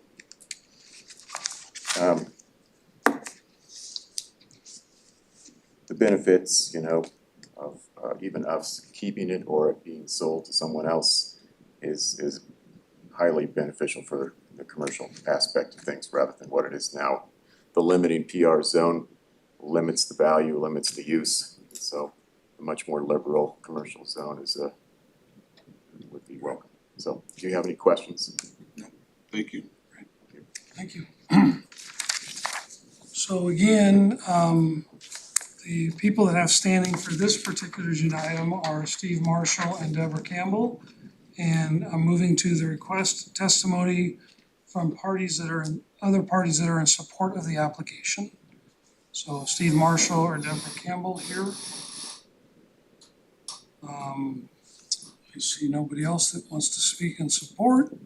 Request testimony of parties opposed to the request. Again, either Steve Marshall or Deborah Campbell here to speak. We're at the point of the request to oppose motion. Seeing none. There's no need for a rebuttal, would be next. Any rebuttal to the rebuttal isn't necessary.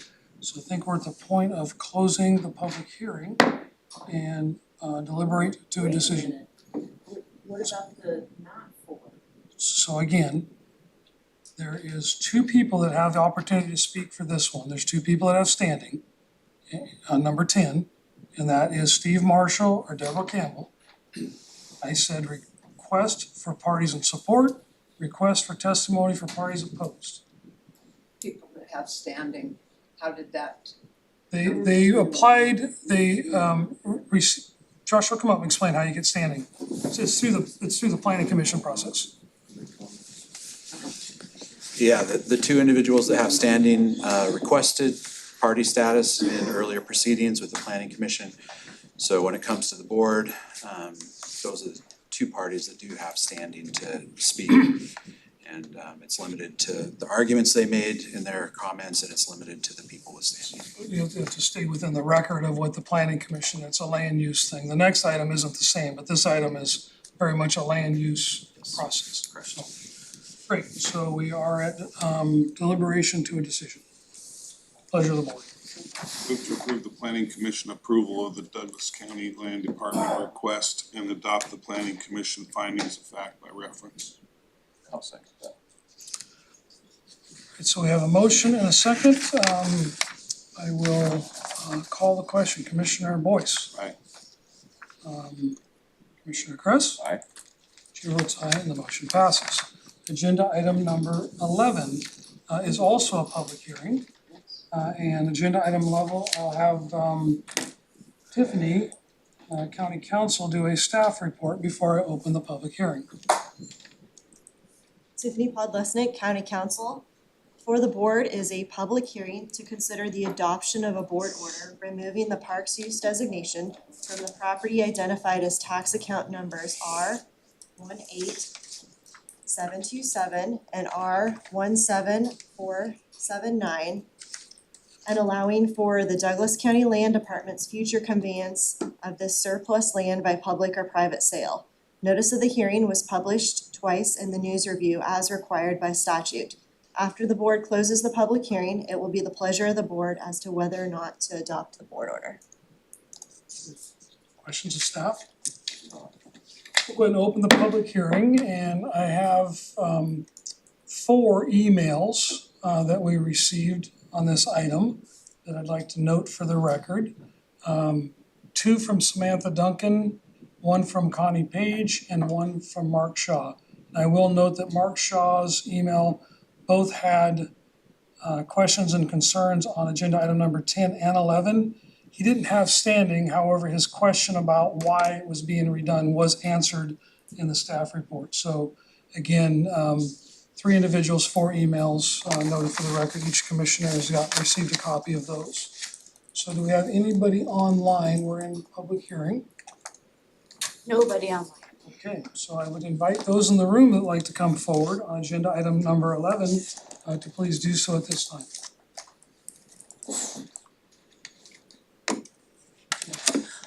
Well, my name is Diane Phillips from Azalea, and I'm very disappointed in this process because unfortunately, when the public tries to participate, they can't figure out what the heck is going on. I've been sitting here for almost 2 hours now. The agenda thing did not specify what this whole presentation at the beginning, although that's not what we're talking about. So today I'm talking about this agenda number 11. And I have a big concern with that because I don't understand why Douglas County would want to sell their asset, which obviously they have here, which has some value, and why they would want to change that. I understand that they say they're not making money on it, but I don't believe they have tried any of the other things. One thing I'd like to know is, has there been an inventory of the resources on the property? What is the value right now as a park? We don't know that. Also, I don't know what is being proposed. It's just going to be an open sale as surplus property, which is very confusing because I would think that the people that live near the park or the adjacent landowners would like to have some say in what goes back in there. Now, our lovely presenter over here, and I forget his name, that works for the county, he had mentioned all of the great things that you could do as an RV park and so on. But those are just speculations. There is commercial property adjoining it. I would question how successful those commercial properties have been. And I would also wonder what commercial properties would be allowed on that land under that designation. I'm confused on that. For instance, could a mill be built there? Could a gas station be built there? What other things are we potentially looking at that we have no clue or power to change? I also note, and as you noted, there's a lot of wetlands on the area, and so I'm wondering, you know, how that fits into this, and I guess this was on the zoning, but also on the sale of the property and the profitability, why that land, what use does that have for commercial? I worry that those resources are not protected. Under the forest designation, those lands were supposed to be protected. I have that here somewhere, but I won't go into that now. Uses to conserve water, air quality, and to provide for fish, wildlife, resources, agricultural, recreational opportunities appropriate for forest environment. And so I realize that they can't develop the wetlands, but I'm just wondering because I haven't seen a really good track record in the past with those things being preserved with the commercial use. and like I said, we have no idea what that could be. Just listing it as surplus property is very, and also private or public, sale, so that is a confusing thing for me also, because I don't understand how the private sale works, and I've yet to understand if you have some, absolute gold in mind for this, other than to just get the money out of it and move on. The money for this is supposed to affect, help, as I'm understanding it, although it wasn't brought up here, for Stanton Park. Stanton Park seemed to be great down in Canyonville where I live in Azalea. And I've used it for my Girl Scouts, I've used it for the community events, it's wonderful. Now it's a mess. They started construction to supposedly add more RV spaces. It's been sitting like that with open dirt for months. And I'm questioning what's going on there. So I don't see that the citizens of Douglas County, not just those in Roseburg and in the outlying areas, which you also govern, and we feel like stepchildren, are benefiting from this thing. So that's all I have to say, and thank you very much. Thank you. Next, please. Hi, I'm Emma Hanson. Do I have to say anything more than that? I'm not paying attention. That's Okay. I first of all, I would like to say I agree with everything Diane just said. And Diane has put a lot of thought into that. I can't tell you how disappointed I am that another one of our parks in this beautiful county is being proposed to be sold to private land or private business. Pass Creek there has to be something not right with the methods being used to run our parks. And so many beautiful parks in Douglas County have been turned into private lands for businesses or clear cut. I loved your chart today, and I would love to see more of that.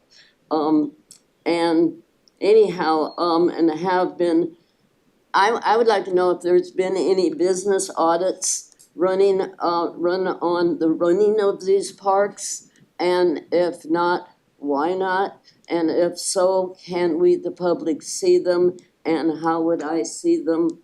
And because I'm very, very aware of that kind of stuff in the business that I was in.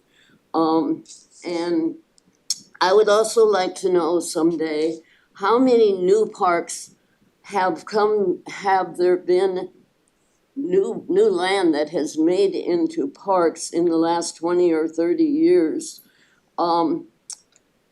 versus those who have those lands that were parks and are no longer parks. I mean, where is there a balance here for us to have our parks? I'm scared to death of not having parks. Every time I want to go to one, it doesn't exist anymore. And let's see, and I'd like to do something about the private landowners that are their lands are being destroyed by some of these parks that are being clear cut, and all of a sudden, like what just happened to some people I know with their land, that the flood the whole hillside come down on their property now from the rain. I do want to thank you so much for that presentation this morning. I think I have a pretty good answer to some of your money problems. Get rid of the Winchester Dam, and we have an $8 billion tourist industry just waiting for us. I have traveled all over this world many, many times. Once I traveled all over this world to fish, all over this world. And you're constantly running into people asking you, saying, my dream is to come to America to fish the North Umpqua River. We've got a dam on that river that's killing fish, and it's also poisoning my water. The water department is right there. Here is the dam. It goes right in it. They've got old tires in there decaying. The worst thing that can decay for chemicals coming off from it is tires. I'm drinking that water.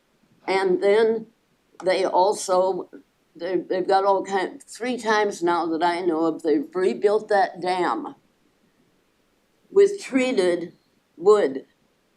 That's going into my water. I have also found out that and this might have changed, that the guy who is in charge of our water department now doesn't even have a degree in it. He happens to have worked for the guy when the last guy that had a degree, I guess, when he retired, this guy was doing such good work, they just gave it to him. Has anybody checked if they know what they're doing with our water? There's a lot of people here in this room that drink that water. And I've got a degree in environmental studies, and water was my specialty. And also waste dump, and all of the chemicals that come out of it. This dam is worse than any dumps that I ever had to go and check out. It's bad. And I just want to thank you guys for being here today. Thank you very much. Thank you for your input. Others would like to come forward. We're in public hearing.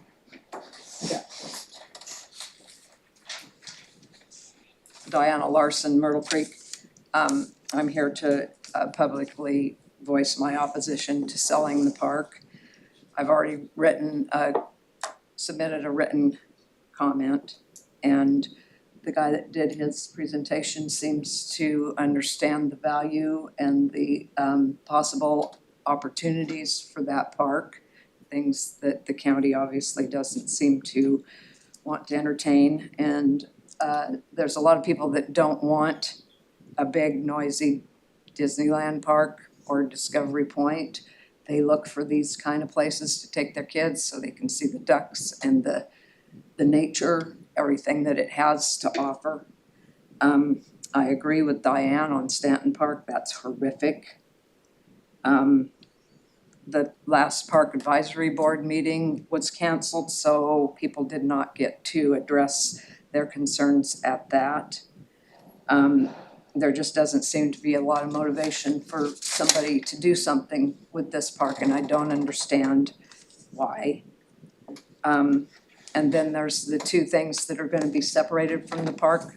Is that going to allow for logging of that section that's being separated? Is community ownership, I know that somebody's probably brought that up as far as an option. And money seems to be one of the things that is a reason for getting rid of these parks. And so I wanted to address Tom Kress's budget thing, and I've already put a guest column in about that, and the Oregon severance tax on timber, originally designed to discourage wasteful cutting and fund forestry programs, was phased out in the 1990s. Might be a coincidence that everything's fallen apart since the 1990s. And with the tax now primarily impacting small timber owners who can opt to pay the severance tax in lieu of 80% of their property taxes. So it's not mentioned in that speech, but I really think that it should be, since it was a big part of the economy in this county prior to the 1990s, when we were able to take care of the roads and the parks and the libraries and all of the things that people really value in a community. Thank you. Thank you. Mr. Chair, can I just address that severance tax real quickly? Can we do that when we get through the? Can. Yeah. So others like to come forward, please. May I approach and give you each copy?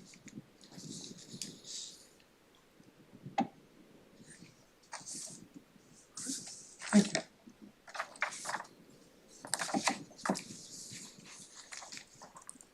My name is Joe Ross from Roseburg. I just felt that the lifting of the park use designation for the park was inconsistent with our county 2017 Douglas County Parks Master Plan that identified the park for active management and active investment development for recreation opportunities. That park master plan was developed over a 3-year period led by Stu Cowie, Gary Groth, and with much public input, including my own. I only come to these meetings to try to be helpful, not to start any kind of contentious show. But sometimes, you know, people believe my passion or emotion is somehow contentious. Well, if you look at the transparency on some of the actions that are taken by the county, you know, then you may wonder why some public get upset. You know, you have to have standing, you know, for example, in order to testify on number 10. You know, I know it's the law and the rule, and the public meeting on Salmon Harbor is over in Winchester Bay, but no presentation at the town hall is presented in Roseburg. But for what it's worth, in terms of Pass Creek, you know, we've got a Parks Master Plan. Why don't we adhere to it? It's only 8 years old, and if we're not going to adhere to it, let's formally amend it as identified on page 14 of your very own Parks Master Plan. It states that we will do a formal amendment if things change. And, you know, I hate to keep belaboring this, but if you're going to invest $1 million in a crab dock, then let's call it an active managed park. Change it from passive. If we're going to put $6 million into Umpqua Dunes, I don't have a problem with that. You know, I just say, let's address it in our Parks Master Plan and basically call Umpqua Dunes an actively managed park consistent with our Parks Master Plan. And when you apply for the 50-50 grants from the state parks, Lisa Sumption will tell you, she's the director of Oregon State Parks, there's often money left on the table. There was $1.5 million left on the table in the last round of grants that we could have applied for as a county to do something at Pass Creek Park. And for that reason, I think we're going to lift the park use designation of Pass Creek Park today. However, I hope that you would do it with a contingency and a recommendation, as I've made at the bottom of my comments here, that enough changes have taken place in the management of our county parks in only the last 7-8 years. You know, you started making big changes in 2018. That a formal plan amendment process now needs to be undertaken with public comment for our Douglas County Parks Master Plan. It won't be a big deal. We'll be supportive. We just want to know what's going on. And I will be supportive of what you want to do at the crab dock, because I know the Winchester Bay people really want that crab dock. I'm just worried about the next log that hits that and causes another $500,000 in damage. At some point, the county's gonna have to say, we don't have the money to keep a crab dock open. But let's call it actively managed. I think that needs to be done and not passive. And let's change Pass Creek Park from active to uncategorized, to a surplus property. And then you won't confuse the public that put so much time into helping you guys develop a master plan. You get my point on this? And same goes for you know, other parks in there. There's 16 parks that are supposed to be actively managed. And I don't wanna just be back here every year as we continue to chip away at those. And finally, my attachments to my comments today are letters from Senator Jeff Merkley showing his support for Pass Creek Park. He's received comments from a number of his constituencies. Steve Lohr, who's the Director of Natural Resources in DC for the US Forest Service, and also locally Shane Rosbach with the BLM. Both of those federal agencies would have been supportive of helping you in a partnership manage Pass Creek Park for recreation or visitor use and interpretation, environmental education, had they been approached and given a directive, an initiative, and some funding through their own channels. But I believe now in the current administration, we're not gonna see that happen. There isn't gonna be any additional emphasis on parks and recreation for at least 4 more years. So in closing, I'll just say I appreciated your presentation, Mr. Kress, on the budget. That was very helpful to a lot of people in the public to understand what you guys go through, and I feel for you. There was one correction. I believe that the SRS has been reauthorized. Is that correct? You received $7 or $8 million. It's not been reauthorized. Last November. It expired October 1st, 2023. It has not been reauthorized. I thought I read in the paper that it had been in. If you read it in the paper, it was wrong. I watch it every day. Okay, I'm sure you do. Okay, and again, you know, I'm supportive of what you're trying to do, and I understand your pain. And, you know, to help your budget, my recommendation, as MA and Diane and a few others have had theirs, I would say a public safety levy or a bond measure is the way to go. So much of the money goes to public safety. I think it's time for us to go down the road, as Josephine County has done, and put it out to the public. Public safety is our #1 priority too. I'll vote for it. I don't know about the rest of the Douglas County people. What do you think? You don't know either, but let's put it out there and find out. You know, if you guys wanna solve your budget problem, you may bet on the come with Trump and his cronies and the Doge to get timber harvest receipts going again. But in the meantime, let's do something we can control. And that is put a public bond safety measure out to the public in the next round, which is what, May of next year or midterms. Okay, and finally, in terms of wireless alerts, I appreciated getting one on my cell phone, but I didn't get it till 4:30 PM on Saturday when my waters had far receded. So I'm assuming I was in that 6th round of alerts that went out to everybody in the county, even though I was just outside the city limits in the Melrose area. And I said, well, this is nice. I got a tsunami alert once immediately when something was moving in on the coast. And I was at a book sale at the library. But when I got your 4:30 PM Saturday wireless alert about the flood waters, I said, well, this is kind of about a day late, $1 short. But thank you again for your best efforts to. You might check with Brad on your alert status to see if somehow you're not in the right spot. Okay. On Sunday?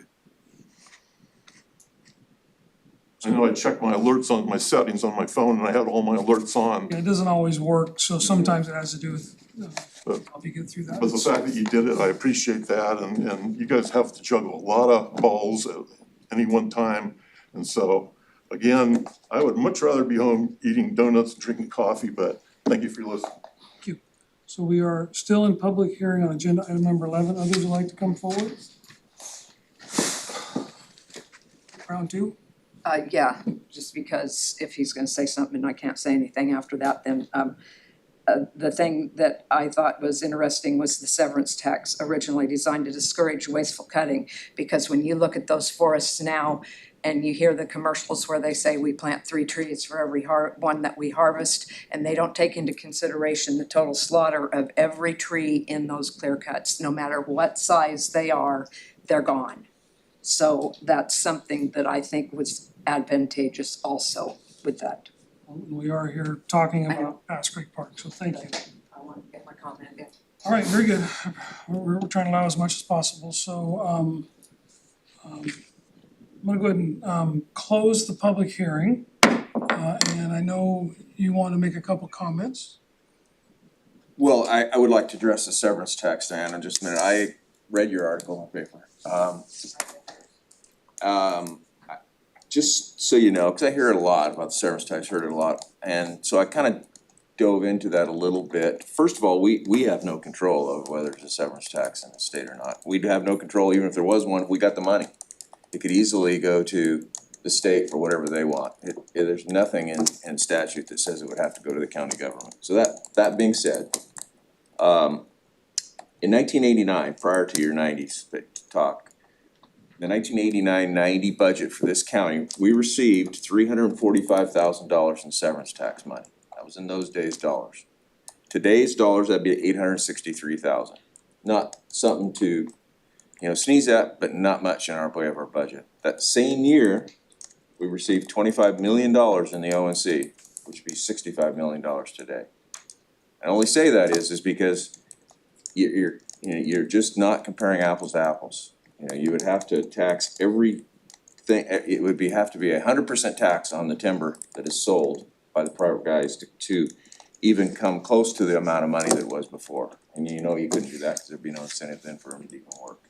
So I'm just giving you that 89 number because that's where it was before. But again, severance tax is not something we can control. That's not even the subject of the meeting, so.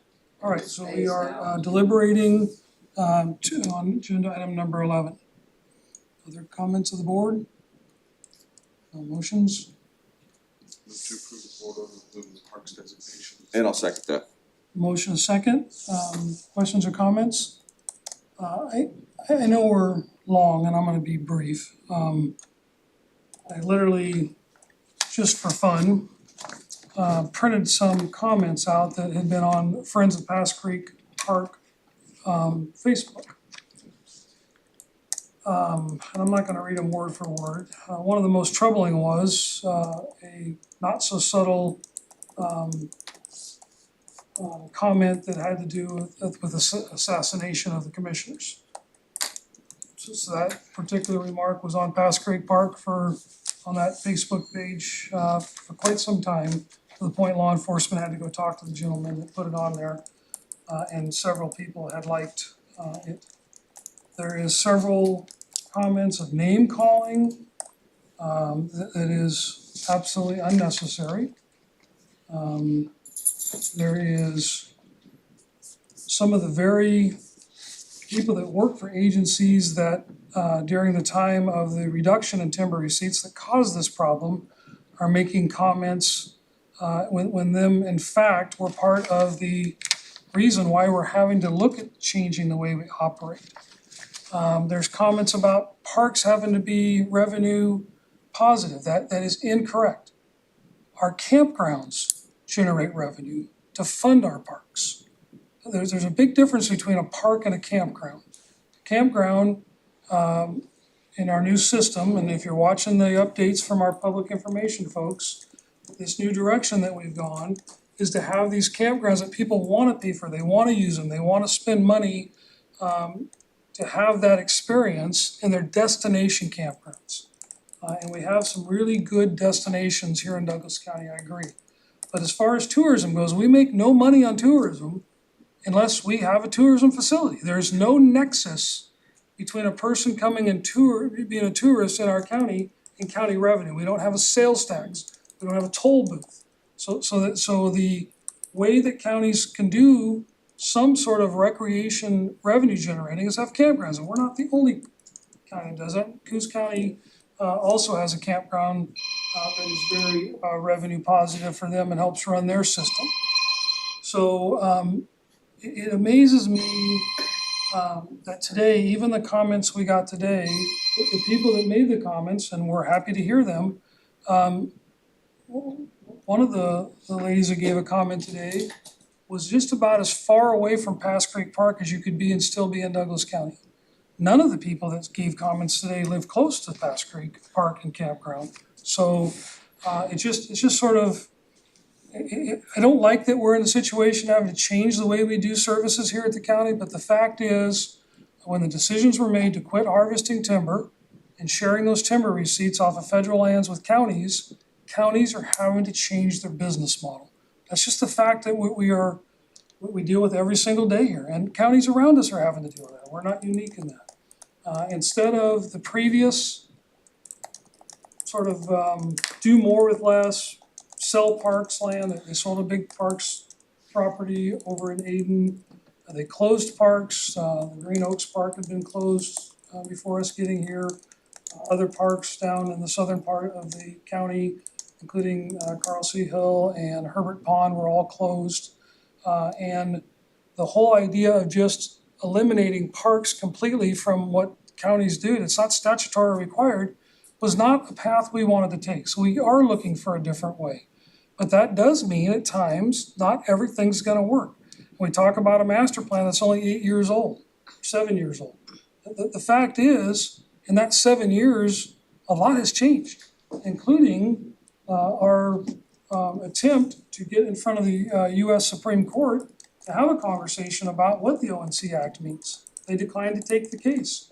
We are looking at real possibilities, having to do some pretty draconian changes in county government. The good news is, the way we have the park system set up for those areas that are working, such as Chief Mailita Park, which is beautiful and has had beautiful upgrades, and the campground there, those areas can remain functioning with this new system as opposed to all of them being connected to timber receipts and our tax dollars. So anyway, that's what I had, and I know we're running short on time. We have a motion, a second. Any other comments? We haven't made a motion, sorry. Any other comments?